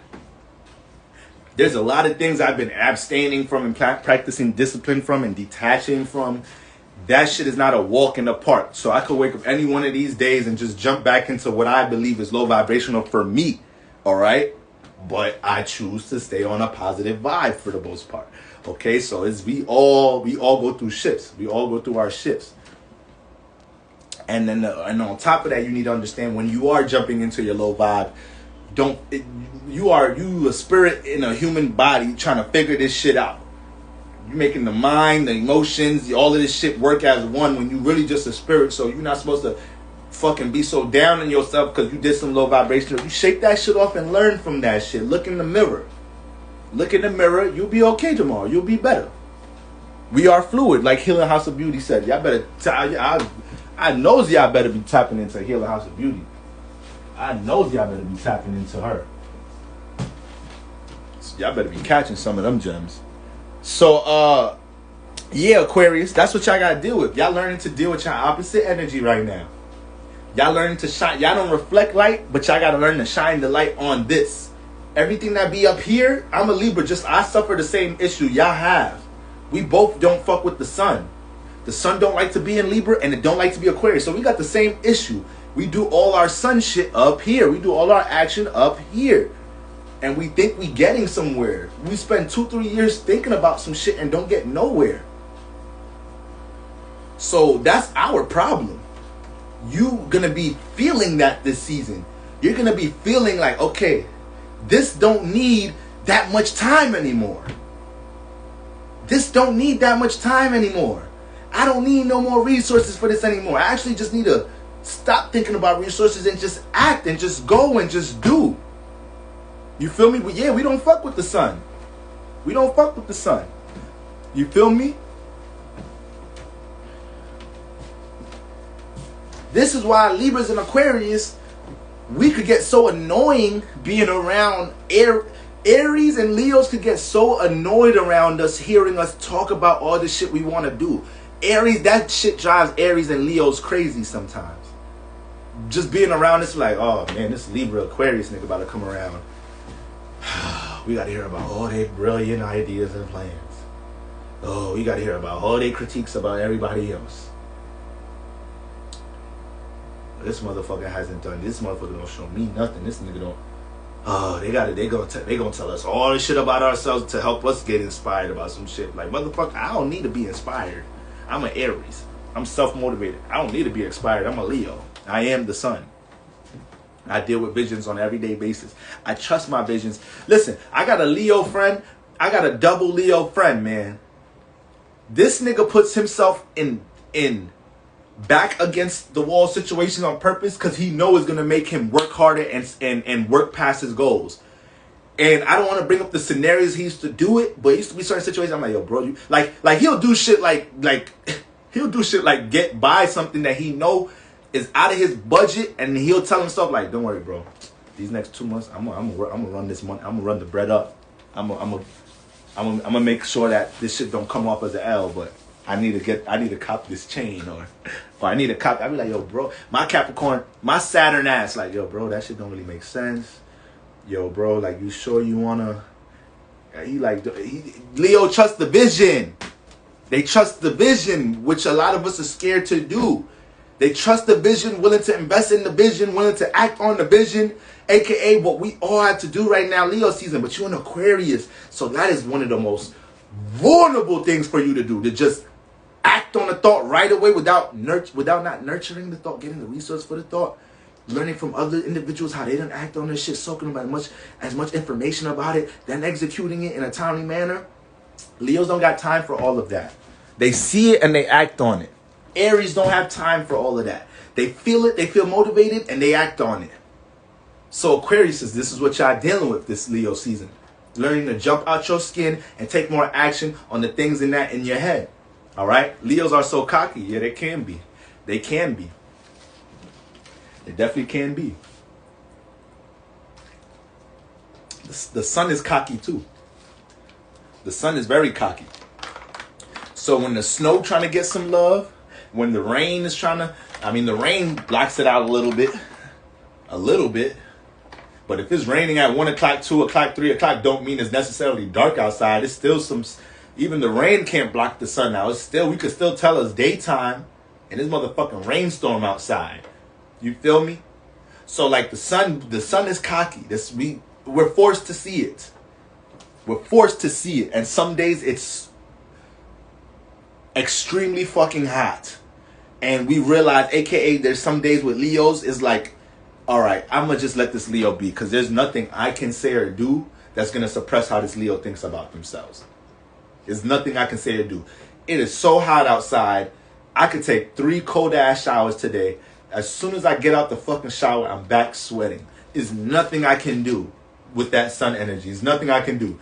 I just got to learn to work with it. Or I just got to learn to kind of accept their awareness. Accept their temperament. That's that Leo energy, all right? Listen, guys, to learn the signs some more, the cheat code a lot of the time is correlating that ruling planet. Correlating the ruling planet. Learning the positives and negatives, all right? Oh, yeah. Y'all could, you know, shout out to Jeff Bezos, man, Amazon, man. Go get you feel me? Get all the wavy tapestry up there, you feel me? I'm gonna have to make my little customized tapestry. Listen, man, my store right now is under construction. I got some products on the way, you feel me? Hold on. Yeah, I think this is a joke. I think it's a game out here. I think I'm not playing with y'all. Feel me? We got the, feel me? I already previewed these earlier, you feel me? We got the Lucky Libra element candles, we got the water, we got the earth, we got the fire, we got the air, you feel me? So listen, my site under construction right now, there's a whole lot going on. It's retrograde year, so there's a whole lot revising being reflected on, you feel me? So we got merch coming out, you feel me? I got certain phrases, y'all know my phrases. If you find it, if you're looking for it, you'll find it. Like, don't worry, a lot of things in the works, you feel me? So we blowing the community up by the end of this year, you feel me? So don't worry. But yeah, I'm gonna have to get now that you brought that up, I'm gonna have to write that down. I'm gonna have to get my little customized tapestry for the community. Something with all the signs on it, something really dope. I'm gonna have to find an artist to make that one. Facts. But appreciate that. So yeah. Y'all gonna know when them candles is for sale and all that. But anyways, that's what you're dealing with as an Aquarius. Arguably the most intelligent in the zodiac. But you can't stay in your head this season. Your Leo season is not allowing that. Leo season is not allowing that. Alright? So, and with me saying that, I'm not trying to throw no pressure on you. So, you don't have to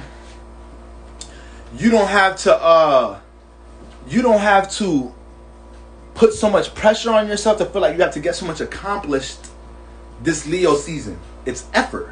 It's just the effort. It's the effort past the thinking. Alright? So the little steps, little tiny baby steps of action, it's gonna be monumental growth by the end of the season. See, we live in a world, especially because of social media, especially because some of us is so passionate about certain things. We live in a world where we feel like we need to accomplish shit overnight. Don't nobody like investing in the marathon, no. But no, shout out to Nip, man. Talking about Leos. Shout out to Nip. When is his birthday?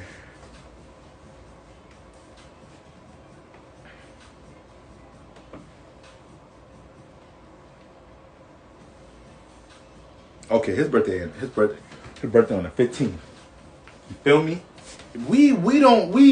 We want things overnight.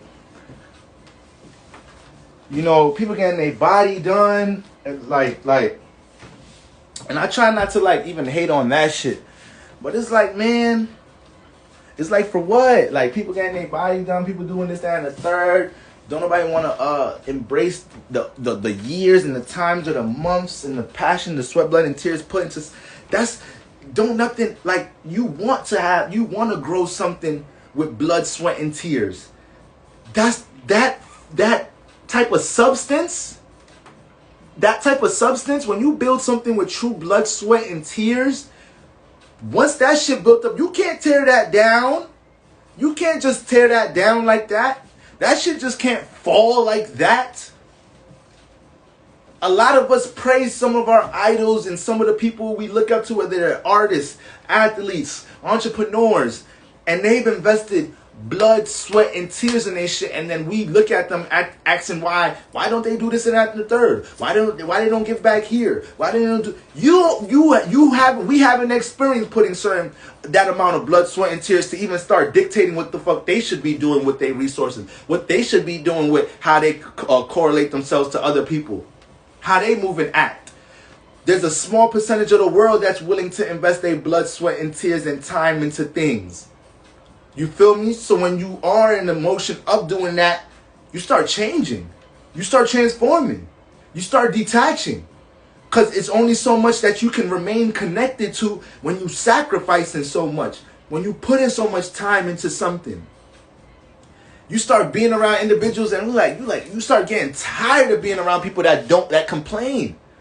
You start getting tired of being around people that always want things handed to them. You start getting tired. But then you'll go out your way. You'll be so passionate and supportive for others trying to help themselves because you remember that day when you was trying to help yourself and you couldn't just connect to help like that. You ain't have all the resources like that. So, universe, God, and people that got their shit in order, that have resources to help others, really, they just here to help motherfuckers that's helping their goddamn selves. Don't nobody want to help nobody on their ass. I listen to a lot of which I may know as red pill content, all right? And honestly, you know, when I was younger, I was listening to more so because I'm a Libra, so I'm just into anybody talking about relationships, the current, you know, modern man and woman. So you could throw a lot of names in there, including Kevin Samuels and all this shit. I like listening to people that talk about relationships to critique, all right? Not only learn, but to critique certain things. And there's this one influencer I watch, you feel me? And listen, I like watching there's a lot of pimps on YouTube, and I love listening to these retired pimps, because they're some of the most wisest motherfuckers in the world. And people think the pimp game is all about, you know, just the woman. No, it's about life.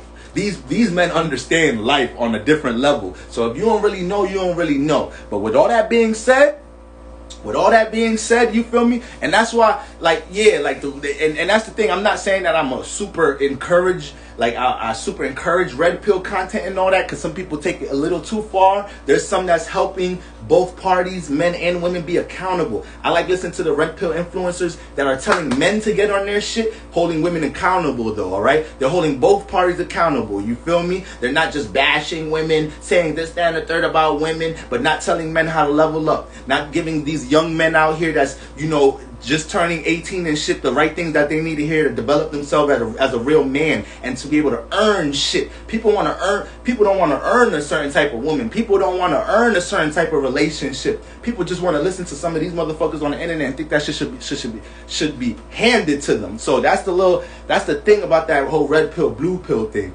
But there's this one influencer I was looking at, and he was giving praise to another woman content maker, and she was talking about how don't know woman, she said she made a great analogy. So this is a red pill guy, right? But he's giving props to another woman. So this is why as you can see off rip, this is why I fuck with him, because it shows that he don't got no picks. He not being biased, all right? And he's breaking down. She was like, she made a great analogy. She said, you know, when you're on the side of the road and your car breaks down and you're waiting for AAA or some shit, ain't nobody gonna stop for you if you just sitting in the fucking car just waiting for AAA, waiting for somebody to come help you. But if they see you on the side of the road working shit in the front of your car, trying to see what's going wrong, pulling shit out your trunk, carrying heavy shit back and forth, somebody gonna stop to help your ass. Somebody's gonna stop to help your ass. Because the people that help themselves are the ones that attract support in this universe. Everything is about how much energy you put into something. And that analogy, she made that in correlation as to men thinking that just because you're a man that you should have shit handed to you. And it don't matter if you're over 18. It's more perspectives to you being a man. All right? Just because you fucking grown, so you don't mean you really grown spiritually and mentally. Motherfuckers be little boys and be 40, 50 years old. It's very sad. But when we're talking about, she was making that analogy towards, you know, men that should just have shit handed to them. You feel me? Men that should just have shit handed to them. just because whatever fucking perspective they think they have of themselves, just because they the man in the relationship. And that kind of inspired me to make the tweet that I made today. Okay? Niggas be couch potatoes, but think their women should submit to them. How does that work? How the fuck does that work? How? I would never ask, in this stage of my life, I would never ask a woman to give me anything that I don't feel like I'm already deserving of. So this is why I don't even date right now, because I'd rather attract a relationship by being the man I want to be, because I'm not about to be out here convincing a woman that she got to do this, that, and the third. No, you feel what you got to do. You feel that you have to match a certain energy level. You see the shit that I'm on. I don't have to express that shit to you. I don't have to convince that shit to you. You feel me? It's easy. Just like a man, what you want Beyonce, you want this, that, and the third. What about you helps? What about you can attract that? What about you can match a woman on that status? With whatever. I'm just using Beyonce as an example. You feel me? So people just be on both men and women be requesting shit that you not trying to work for, you not trying to earn, and then you get into relationships and you have all these fucking you have all the potential for separation. You have all these feuds. Once the sex starts being casual, once all the fleshy shit starts being casual, then you see the real shit to a relationship. Once all that shit starts being a regular thing, it don't matter how good the sex is. Some of y'all that had the most craziest sex in the world with somebody, but there was just these couple of things about their character you couldn't fucking stand. So how much can you weigh on that? The sex can't be the foundation for shit. And that's another reason why I posted today as well. Like, yeah, I was on the road today. That's another reason why I said today as well. Like, with the whole sex thing, is like, you can start dating somebody right now that has had sex twice in their life. But if y'all build a certain emotional connection, you don't give a fuck about their lack of experience in the bed. Every form of physical connection you have with them is going to be blissful. You willing to put in all the effort to work with them in the bed or whatnot, because y'all already spiritually connected. So the physical connection, you ain't looking at it like it's oh man, this person don't know how to have sex though, or this person, oh man, they don't know how to do this and that and the third in the bed. Y'all spiritually connected. Y'all did the hard part already. You feel me? Y'all did the hard part already. So physically, it's more like y'all appreciate to physically connect with each other. It's like, I don't care if they not experienced. Like, I don't care if they don't know how to do this, that, and the third. Like, I love this person. I appreciate their existence. I appreciate their internal energies. So the physical part, that's just going to come. And for the most part, when you spiritually connect, there really ain't going to be no disconnect physically anyways. It don't matter how much lack of experience and all that. That's the best sex y'all ever going to get. That's the best sex to manifest down here. Somebody that you connected with internally already, you can't wait to hug this person. This person, you feel me? There's levels to sex. So that lusty shit lasts for so long. It lasts for so long. There's some spiritualists, some teachers, even some astrologers that they talk about sex a certain way. They tell y'all sometimes, you could have sex with a demon or a devil if you have this type of mindset, or I don't advocate none of that shit. That sounds lazy to me. That sounds like you still that sounds like you still trying to have your cake and eat it. I'm not advocating for nobody to just try to squeeze in their physical temptations and try to have ways to block off the mind and be detached from it. I'm like, that is too much work. That's too much work, bro. Hell no. I don't want to have sex with nobody I can't have a fucking hour conversation with. They attractive as hell. I can't talk to them for an hour straight without thinking like, this motherfucker got to be the slowest. With an H, got to be the slowest motherfucker I've ever even came in contact with. But they're attractive as hell. I'm over that stage of my life. I've done enough in my lifetime to be past that.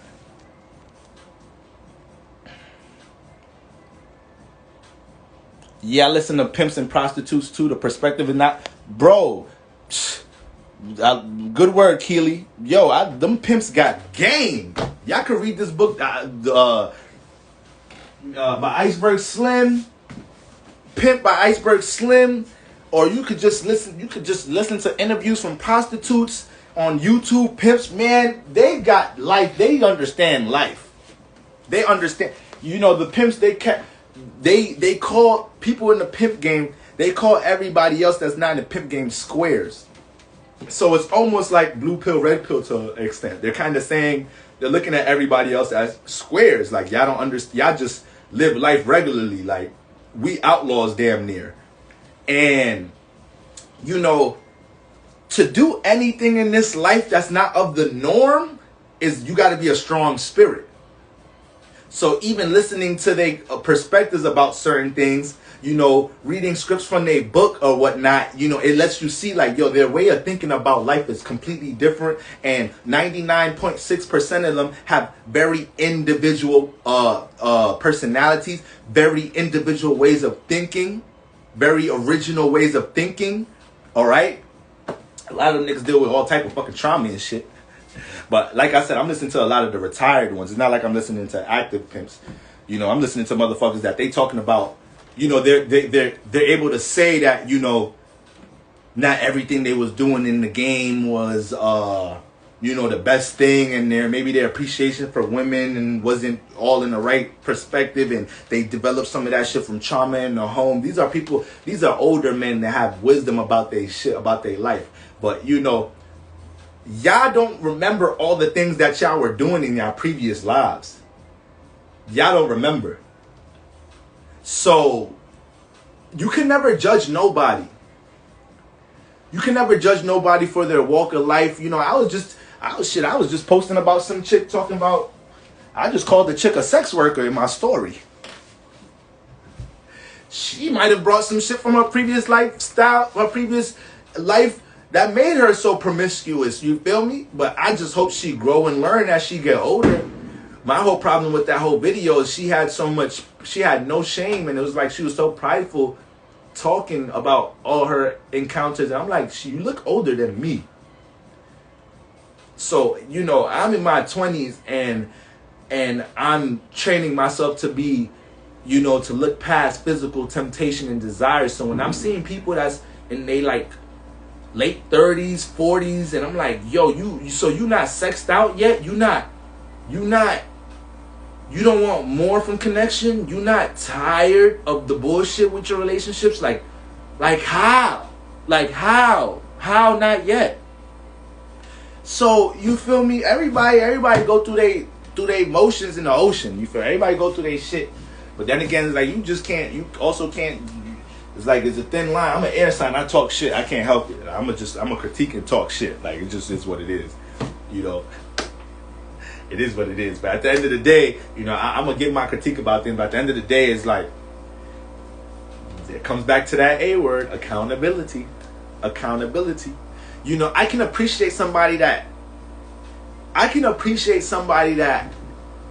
has a bad habit but is acknowledging it. I can be around that person. I can deal with that person. They're acknowledging they shit. I was acknowledging my terrible smoking habit for 2 years before I finally stopped. I had friends that I would talk to about this shit, and then they used to brush it off like, bro, you're not addicted. Like, bro, it's just weed. I'm like, yeah, these niggas don't take nothing serious. I only had like 2 friends that I could talk to about this shit. And they used to be like, yo, bro, you gotta do your best and shit. I used to be like, I know, bro, what the fuck? Like, I don't know.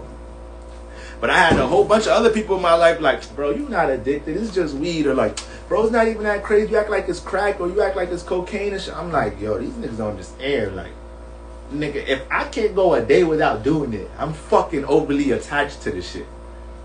The fuck y'all talking about? AKA these were some individuals that they didn't want to look in the mirror about some of the things that they was attached to.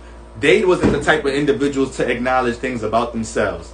So this is why when you start transforming and changing in life, you're gonna detach from certain individuals. You're gonna start distancing yourself from certain individuals because you start realizing not everybody acknowledges shit the way you do. Not everybody looks in the mirror the way you do about certain things. You feel me? And this is why I have my page, so I can speak this shit freely and just connect with those that feel that shit, aka y'all.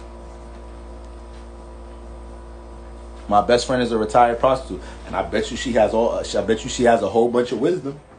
I want to remember what happened in my previous lives. I need a spell to say so I can. Man, you want to look at that South Node? You want to look at them squares and oppositions to your moon? Because the moon deal with the past, time, memory, Akashic records. So if you got the moon squaring or opposing anything, then you know this is something you was kind of struggling with in your previous lifetime. Okay? So you want to look at that. You want to look at the house that your South Node is in. The house and the sign your South Node is in is going to give you a great indication of things that you was involved with in your previous lifetime. The moon squares and oppositions. And the house that your sun is in. The house that your sun is in is going to let you know something that you was not aware of in your previous lifetime. So you can kind of start picking and drawing off. So I got the sun in my 9th house. What does the 9th house deal with? Knowledge, wisdom, your experiences, faith, belief, adventures, philosophy, religion, long distance travel, all right? Expansion, spiritual expansion. I wasn't paying attention to none of this shit in my previous lifetime. I wasn't paying attention to none of this shit. You feel me? So or my ways of spirituality, I may have been into spirituality, but I had a very off way of looking at spirituality. I had a very negative perspective of how I was utilizing and looking at forms of spirituality. So now I got the sun in the 9th house this lifetime. I need to be able to perceive, I need to be able to develop my own knowledge and wisdom in this lifetime. I need to be able to develop my own morals and ethics in this lifetime instead of just cling on. Now, by default, with the sun in the 9th house, I'm always paying attention to other people teaching about spirituality, astrology, fucking tarot, fucking past life shit, things dealing with your desires, listening to Indian gurus over here, listening to smart hood niggas over here, listening to preachers and teachers. So that's what I'm paying attention to by default with the sun in the 9th house. But that's all to ultimately help me understand I got a piece of my own philosophy, my own belief system in this lifetime, have a more original way of dealing with spirituality. So the house your sun is in by default is going to start letting you know what you wasn't paying attention to, and then you align that with some of your moon squares and oppositions, aka things that you need to learn to react to and understand in this lifetime, and then you look at that South Node energy. So this is like part of the shit I'm using in my past life reading for the most part, and a couple of other alignments. But those are the most important things you want to look at: them squares and oppositions to your moon, and them that goddamn South Node placement.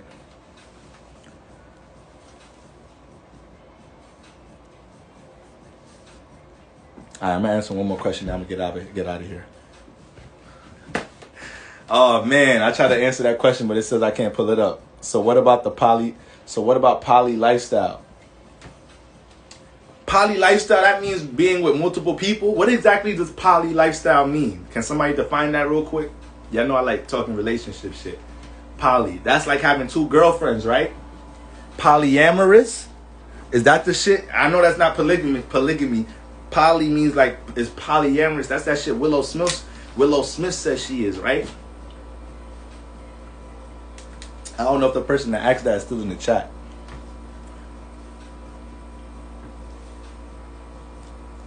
I don't know if I could have. I'm gonna be honest with y'all. Having more than one partner. I don't know, son. I don't know if I. Okay. My only real relationship showed me I had an issue with controlling my desires, because I actually connected with somebody on a level that I never experienced before, up there, a spiritual connection, which I believe is a soul tie to this day.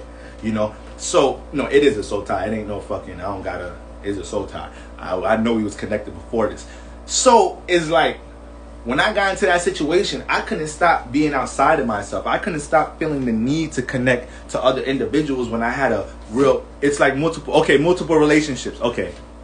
So that relationship helped tap me a whole lot into looking in the mirror and dealing with spiritual development, because I started realizing like, wow, I really can't control myself. Like, I really loved somebody and I was cheating, I was being toxic. Like, wow, this is crazy.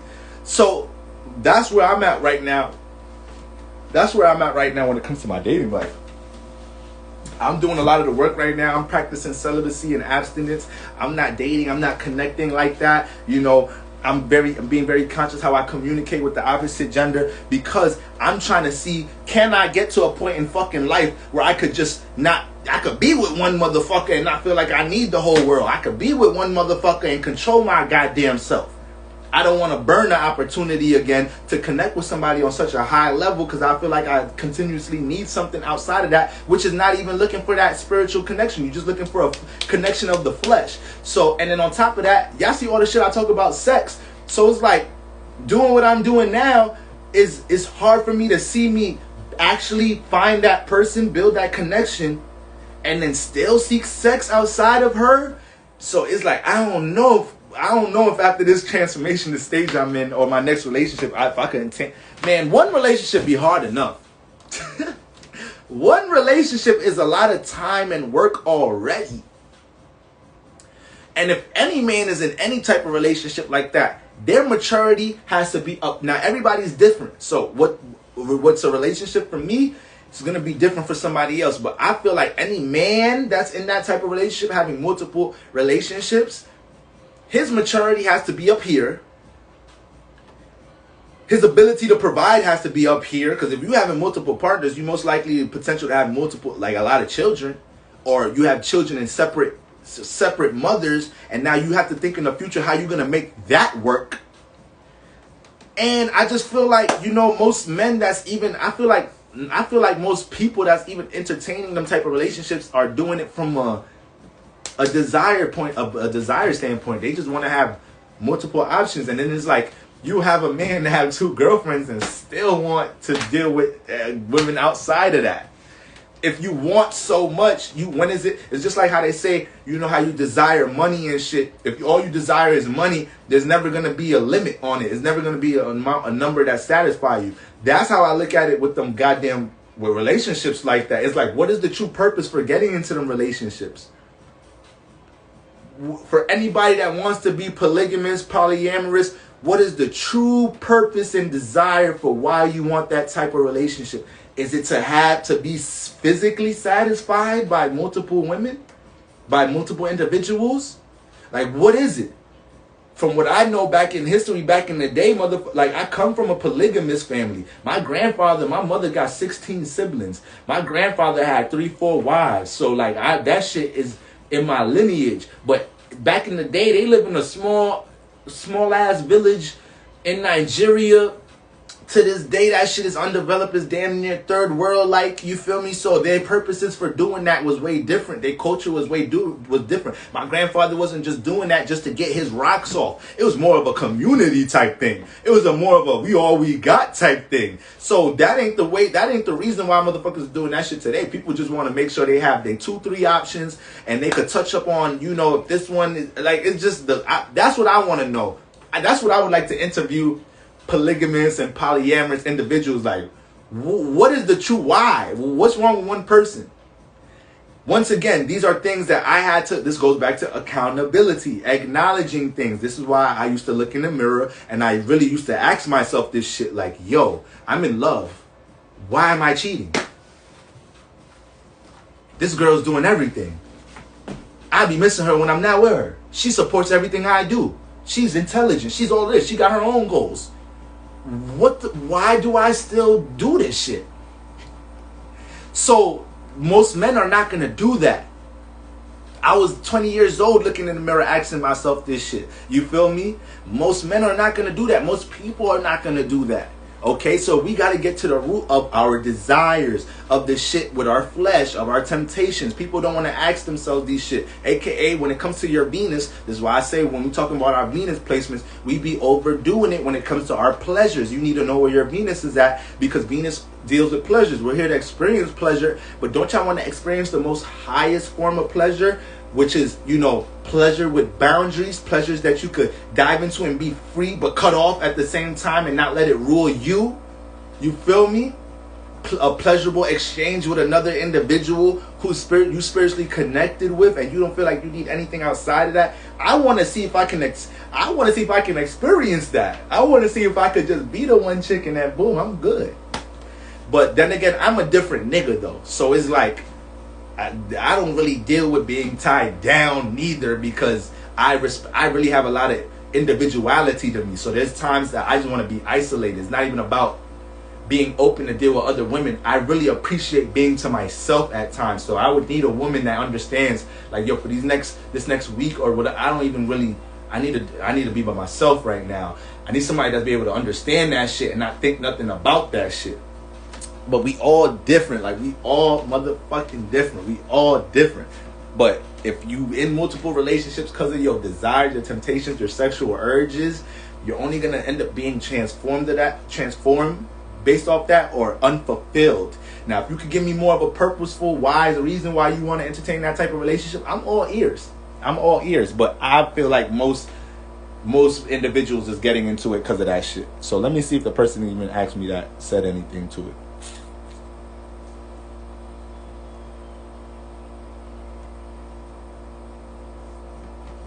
Yes, so I feel you on this. Spirit kept talking to me like, why are you so attached to weed and how to stop? Okay, there's so much healing from trauma, cutting cords and making sex with, right? So you my Pisces moon. Oh yeah, Pisces moon love connection. Y'all love, but no judgment. We all have our experience. Yeah. That Pisces moon loves some romance, man. It loves feeling that pleasure too. I'm a Libra. We both got Venus energy, beauty. I know how. Look, you got Venus in your name. Your name is beauty. You came into this realm with that Venus energy.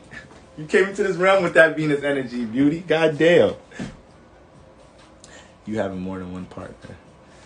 No, I'm not into that. Yeah, but everyone messes with everyone. I'm right with you, Boro. Poly is inclusive. And I'm not saying this shit is easy. Like, this whole mastering your desire shit, your physical temptation, like, this shit is not easy. You got to stay busy. You got to be things you're really working towards in life. That's why, as of right now, I broke the weed habit. It's easy. I could be around people smoking weed. My gym partner, he smoked weed. I be around that shit all the fucking time. Like, I'm good off that shit right now, because there's certain things that I've seen the positivity off, cutting that habit off, and I'm too high off that naturally to even want to go back to dealing with that shit. You feel me? So it's like, when you're dealing with cutting off certain things in your life, detaching from certain pleasures and temptations in your life, it has to be substituted and filled in with something. If your whole schedule was smoking all week, then what happens when you're not smoking? Like, what's going to fill in that time? What's going to consume? What are you going to be more busy and more time consumed dealing with? It has to be something that substitute that. Or are you going to just manifest going back to your old ways? Or are you just going to manifest going back to your old partner? Or are you just going to manifest calling your old partner to have sex? Because it's like, damn, I stopped dating this person because we had such a toxic relationship, but I need to feel physically pleasured, so I don't want to catch a new body, though, or I don't want to deal with somebody else. Let me just go back to my toxic partner. No, have some goddamn self-control. Work on that. Just work on it. Give it some effort. Acknowledge it. It starts with the acknowledgement. What they say in them meetings, them alcoholic meetings, you got to acknowledge you're alcoholic first. We ain't getting nowhere until you acknowledge that shit. There's no reason you should even be here. It don't even matter. You got to acknowledge it. People don't want to start with stage one, acknowledging it. That's all you have to do at first. You know, I'm having a lot of people DM me lately this past month based off my journey with not smoking weed, and it's I want to say surprising, but it's like, I'd be like, damn, like, it's a lot of people trying to acknowledge this shit, trying to really deal with this shit. You feel me? And it's like, yo, guys, I love the fact that people are acknowledging that shit, though. Because I know it's just a matter of time till you cut that shit out. You acknowledge it. You're not hiding from it. You're not lying from it. You want the best for yourself. You want to be a better person. You want to self-improve, all right? We in bodies, guys. It's difficult. It's easy to get attached to certain things in this physical realm. We're not floating our spirits right now. We actually jumped into the flesh, and the flesh is disconnected from the spirit. So it's connected and disconnected. Y'all know what I mean. You feel me? Your spirit is driving this shit, but the flesh got a mind of its goddamn own. So it's easy to be attached to certain things. It's easy to get attached to certain things. It's easy to feel a motherfucker and they feel so good, but they're not good for you. It's so easy. You feel me? So it starts with acknowledgement, guys. And I'm super supportive and encouraging, you know, all you guys that I already spoke to about that. You feel me? From the people that hit me up talking about, asking me questions about celibacy, to the people that hit me up asking me questions about what I do to stop smoking weed and all that shit. Like, I know y'all all gonna be walking and doing doing everything that y'all need to do soon, because y'all all acknowledging it. Your spirit is on path already. The fact that you acknowledging it, showing that your spirit is on fucking path. You feel me? So it's just a matter of time, guys. That's all. Bora, your sun is in my 12th house. These messages hit different. Thank you for sharing your life. Of course, guys, that's what this community is for, man. We all here to circulate this energy. It's very much, you're very much welcome. One heart united, acknowledgement, self-control is some hard ass shit, but it's one. Guys, I don't get on this shit talking like that shit easy. Man, listen, some of y'all, there's some people I talk to that for the ones that already speak to me in the DMs, I done already told y'all this shit be, man. When you doing something for so much in your life, it's even that much harder to cut it off. All right? So anything you've been attached to for a minute, it's that much spiritual strength and that much of an effort you got to put to detach all them years. All that energy you built up doing that shit. Whether it's weed, sex, dealing with being a fucking prisoner to your taste buds. Lord knows I've been a prisoner to my taste buds. I've seen how much easier it is to control my diet since I stopped smoking. I've went on a 2-week fast before, a 2-week water fast. All right, I wanted to spiritually detox. I wanted to physically detox, and I started realizing, it's one thing about your diet. But I'm not a big believer of being vegetarian or vegan. I believe that everybody should learn. I feel like, one, you should know your blood type. You should eat according to your blood type. That's one. And then 2, whatever you're eating, it should be in moderation. Your ass should be eating when you're hungry, eating at proper times of the day, never stuffing yourself. All right. So everything has to be a balance and moderation in what you eat. But at the end of the day, if you understand how to detox and fast, that's true healing. So if you know how to detox and get your fast on through certain periods of the month, and you eating in balance and moderation, you're not going to see no problems with your diet. So once I started realizing, like, damn, you probably got certain spiritualists or healers or holistic people deal with holistic health that they're like, take this detox, whatever, this will get rid of this, or take this and get rid of worms. First of all, you got to be able to correlate your diet with some of that shit. All right. So when you're fasting, you're giving your body the chance to rest. You're giving your body regenerates itself. Your body you have a lymphatic system. You have a physical drainage system. All right. So when you are not putting so much stress on your body with stuffing yourself with certain things, you allow your body to say, oh shit, we not breaking nothing down today. We not utilizing a bunch of energy to break this meal down, then this meal down, then this meal down. Oh shit, we could just do what the fuck we need to do. We could put what we need to put in the trash. We could move what we need to move. Our blood can move a little bit more with more fluidly or whatever, more smoother. So when you get into fasting, this is what's gonna get you close to the source. This is what's gonna help you with a lot of issues in your body. You gotta but we work against our body though. We don't allow our body to do what it gotta do. Our bodies are highly intelligent in their own right. As much as I talk about you making sure the vessel don't control you, trust me that this shit has been engineered to take care of itself. All right?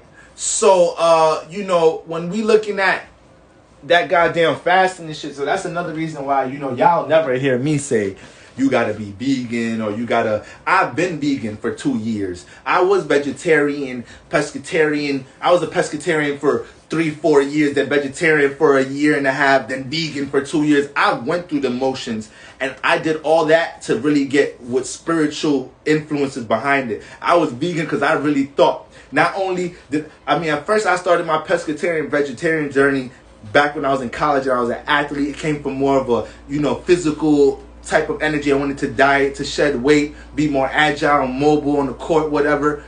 And then it started getting to started trickling more into my studies, my spiritual studies.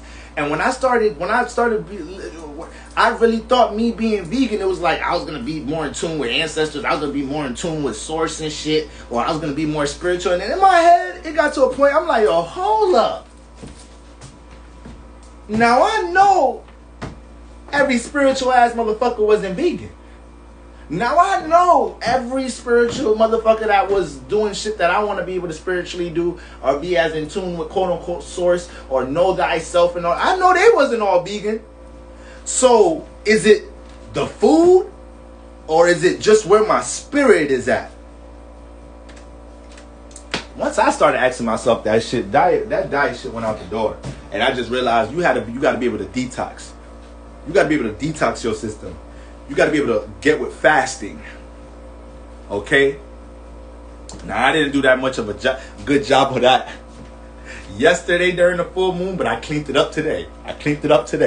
All the brother had was some goddamn watermelon and some fluids today. That's all. You feel me?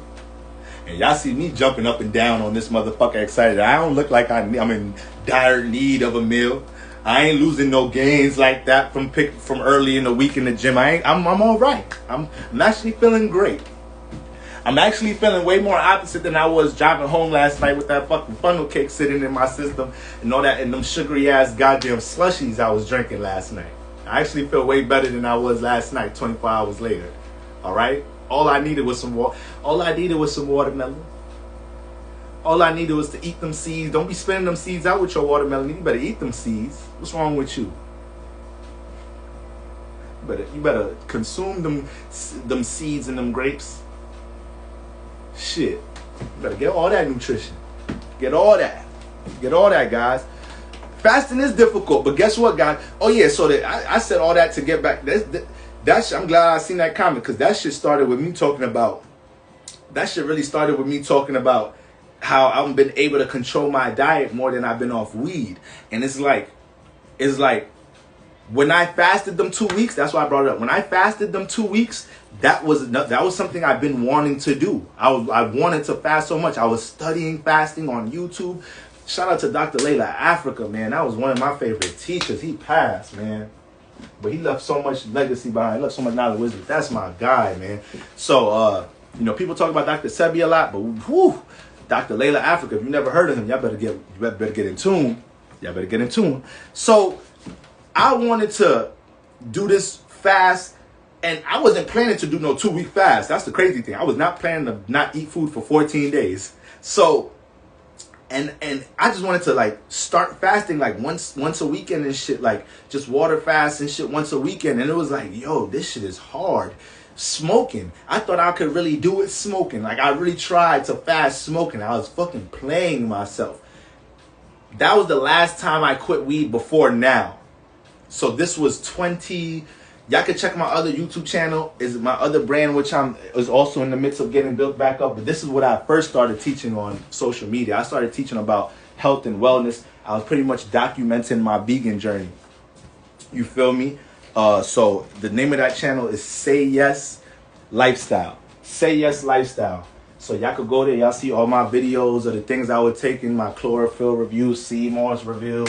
And throughout this 2-week process, I was documenting my water fast. So y'all can see me on that motherfucker looking like Moses and shit. I was looking like a toothpick.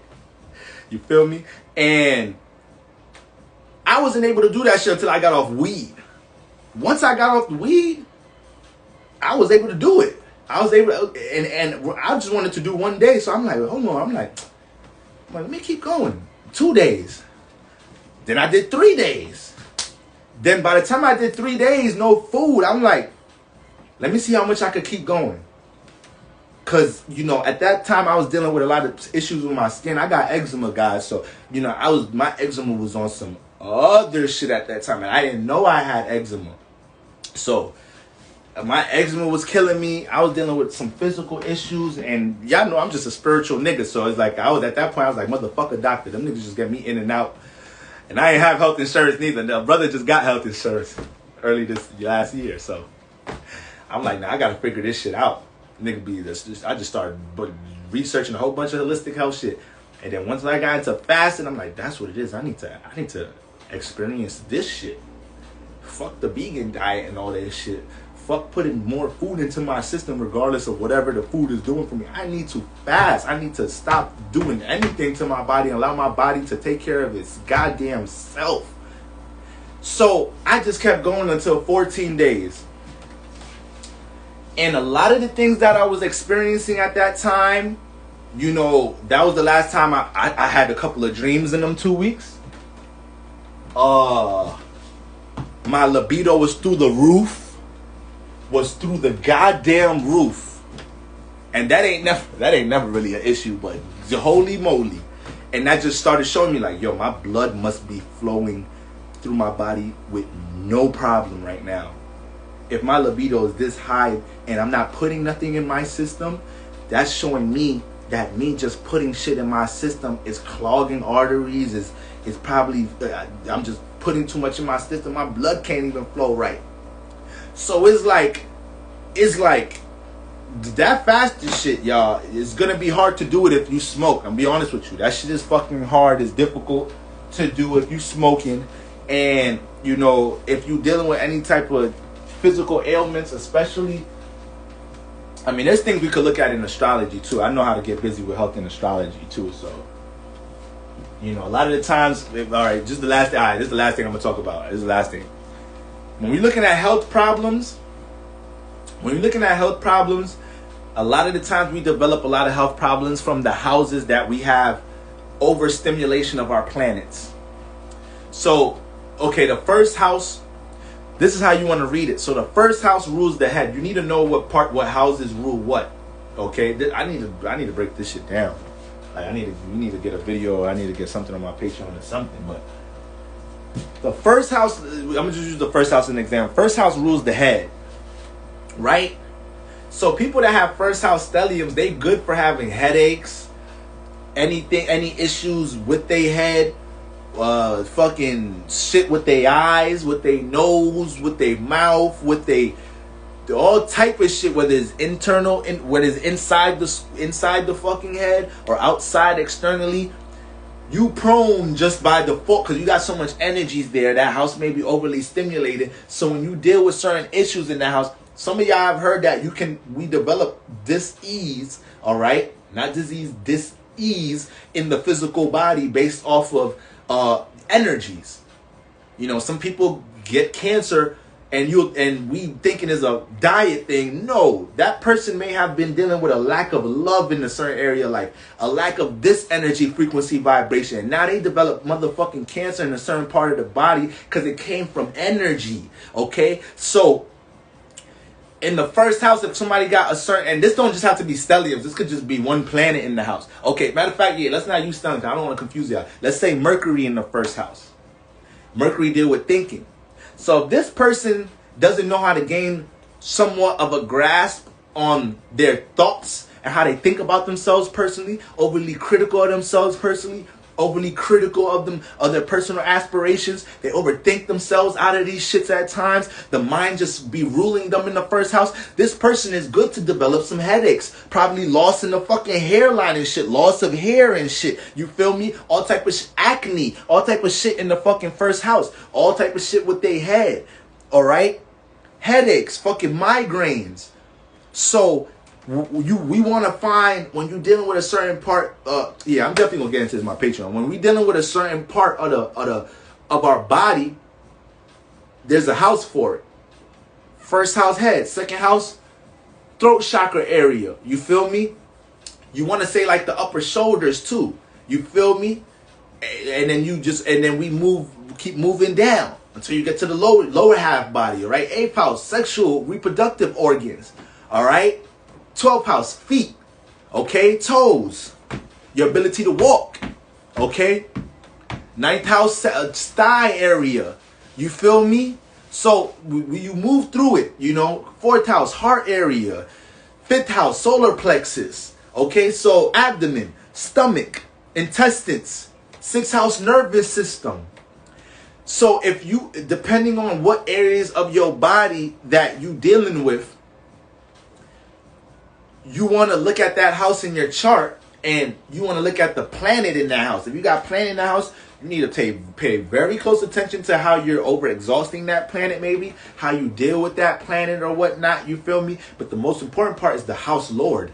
You know, once again, you know, if y'all my Patreon, y'all heard me say this 1,000 times, but it's like or if y'all got a reading from me, house lords give us the direction in an area of life, which is the houses represent areas of life. So the house lords, house rulers, aka the planet that rules the sign in the house, whatever house that's in, that's the house that's going to show us how to spiritually expand. It's always giving us influences and directions how to grow in the house. Aka, let's say you a Gemini rising and you got Gemini in the first house. All right, that would mean your first house is ruled by Mercury. So wherever your first house lord is in, aka whatever house you have Mercury in, this is always going to show you how you can expand personally, where your personal issues are the most active, how to find solutions for issues in your first house. And you could do that for every house. So we want to do that for health as well. You want to take in consideration a planet that you have in that house on top of dealing with the house lords. Okay. Second house is a stellium. My neck is killing me. You got too much energies weighing heavy on your neck. You got too much energies in that area. Second house, you may hold a lot of the things you want to communicate. A lot of energies in the second house. You could start correlating. The second, third house is a lot of this, a lot of energies below the neck. So the second house, you could start getting into the neck energy. Upper shoulder area, the chest. But yeah, you dealing with throat chakra energy there too. Third house is gonna deal with like the upper chest, the outside chest. Things within the chest area. But once you get to the fourth house, now you move into the heart. So third house is a little could get a little close here. How you separate the second and third house, but y'all gotta look out for that. Okay. So this is information y'all could find on Google though, as far as what houses, what body part correlate to what houses. That's Google information. Okay. But once you find that house, you got a problem with your feet. Look at your 12th house. So look at the sign in the 12th house. So you got Aries in the 12th house. So off rip, Aries in the 12th house. Well, fuck the sign. You got Mars in the 12th house. So if you got Mars in the 12th house, you know your 12th house rule the feet, and you got Mars in there, you got problem with your feet. You got motherfucking bunions.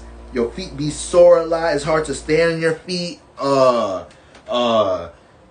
don't know. You got whatever feet problems you could think of right now. Whatever fucking problems you could get with the feet, you got them shits, and you don't know how you got them. You don't know how you developed them. If you look at that 12th house, and then you see Mars in there, Mars deal with your passions, with your intentions. So in some type of way, maybe you suppressing your passions. Maybe you over-exhausting your passions. You don't know how to pace yourself with your passions. And it's developing too much of a high temperament in your 12th house. And it's affecting your feet now. All that energy is getting to the lower area now. Now it's hard for you to stand on your feet for a long time. You feel me? Dealing with extra soreness on your feet. All type of other shit. You feel me? Motherfucking extra corns. I used to have mad corns when I was younger. I was an athlete. And when I started playing basketball, I was a little nerdy kid, y'all. I was a little honor roll student. As soon as I started playing basketball, that shit changed my life. Now I'm listening to hip hop. I'm trying to talk to girls. Basketball changed my life. So when I started playing basketball, I didn't really have basketball sneakers. I was just squeezing my feet into my older brother's sneakers because he the one that put the basketball in my hand. So I was running around in the wrong sizes and shit. Boy, was my feet toe up from the floor up. My feet was toe up from the flow up. So shit, I should have been looking at my 12th house around that time. And guess what's in my 12th house? Capricorn. And I got 2 planets, Uranus and Neptune. So everything I was just being individual and impulsive with. And maybe I was daydreaming about shit a little too hard. I wasn't acting on my imagination or expressing my imaginations when I was as young. And that shit started fucking my feet up. But I was just being a retarded ass Libra. That's really just what it is. So we don't gotta look that deep into it sometimes. But let me stop joking around. For shit that's serious though, for shit that you develop shit in the body and you don't really know how you developed it, you go to the doctor, they giving you bitch ass solutions. They not really helping you with shit like that. They just trying to give you temporary fixes. If you want to get to the root of it, spiritually, we start looking at that, and we start looking at the house lord. So back to my example, if I got issues with my feet and Mars is in there, so for one, I'm gonna know, because I got Mars in there, the way that I deal with my passions, either I'm suppressing it or over exhausting my passions, and that's what's building up a high temperament in the feet. But then I want to look at the house lord. So if I got Taurus in my 12th house, I need to see where Venus is at. Venus rules Taurus. That's the house ruler of my 12th house. So if I got Venus in the 7th house, then I would know my issue for my feet would be in the 7th house. AKA how I connect with others, how I express myself to others, how I relate myself to others some more. Maybe I'm going to find the solution connecting and expressing to others, being open about, because somehow deal with connection, being open about my issue, and I might bump into a person, is the air house, is a relationship house. I might actually bump into a person that's able to lead me the right way to deal with my issues in my feet. So family is that deep. It get that deep. So yeah, we got to break this up. I got to break that. You know, I want to do a class before the summer is over. I just got so much shit going on from my, my Patreon schedule to my reading schedule getting more hectic, and just the shit I want to personally do in my goddamn life, So I've been trying to think what's the best topic to do a class on before the summer is over. So I'm most likely going to announce that sometime in August. What, you feel me? It's going to be some type of class I'm going to do for the collective, whatever. It'll probably be a small fee, like a $5 class or some shit. You feel me? You go grab a spot. But something that I know that everybody, I know we all want to learn certain things, but it's definitely going to be something that everybody wants to get into. So I'm going to just figure that out. Probably going to do a poll to see what y'all would like the class to be on or something. So y'all look out for that as well. It's about to be the first class I ever did before I started a Patreon was in December. I was overwhelmed by how much people tapped into the class, and, a lot of people enjoyed it. You feel me? So I thought I would have did a class for everybody by then, but, we definitely gonna get one in before the summer is ending. So, y'all stay in the lookout for that. But y'all already know what it is, family. I like when we get these Q&As that not all spiritual, it's not all astrology. It's done with some esoteric shit, some spiritual shit. I fucks with them Q&As, alright, y'all? So, full moon, we still under the full moon energy, alright, guys? Now, it peaked at 1 degree Aquarius yesterday, but it's 15, 16 degrees now. Doesn't mean we slowed up with that shit. Y'all know we deal with the full moon energy 2-3 signs after. This shit sets the emotional temperament for the rest of the season, aka just like what I was saying on live yesterday. No matter what we're dealing with creatively with Leo season, it's gonna be that influence of the full moon in Aquarius in the background, having you understand that you're supposed to be using your creativity to build something, to stabilize something. Alright? And then we get to hit the checkpoint again when we get to the new moon in Leo. Alright, guys, so y'all already know what it is. Don't do too much tonight. Just do what y'all doing right now. Tap into some spirituality. Ease and calm your mind. It's already late as hell, so I know y'all about to take it down. You feel me? Make sure y'all not doing too much in the morning. Get yourself nice and prepped for the early week, alright? And keep responsibilities and priorities high priority as we start the week, guys. I'm telling y'all, Saturn is not letting up on this season at all. Alright? Whenever we get into a new season and that full moon energy kicks in at the beginning of the season, that opposite energy is here to let us know, you don't forget about us. Don't think you about to just lose yourself in Leo energy. You better learn how to find the balance. You better learn how to use some Saturn during Leo season. You better know how to use your creativity seriously, with an intention to build, not just be out here just singing and dancing with no goddamn foundation to back it, with nothing to support your shit, with no plan behind your shit. Strategize how you deal with your creativity, but don't let your ability to deal with so much thinking, suppress your shit or make you hesitate. Y'all know what it is. We're gonna get into some more energies tomorrow. All right, family? Peace.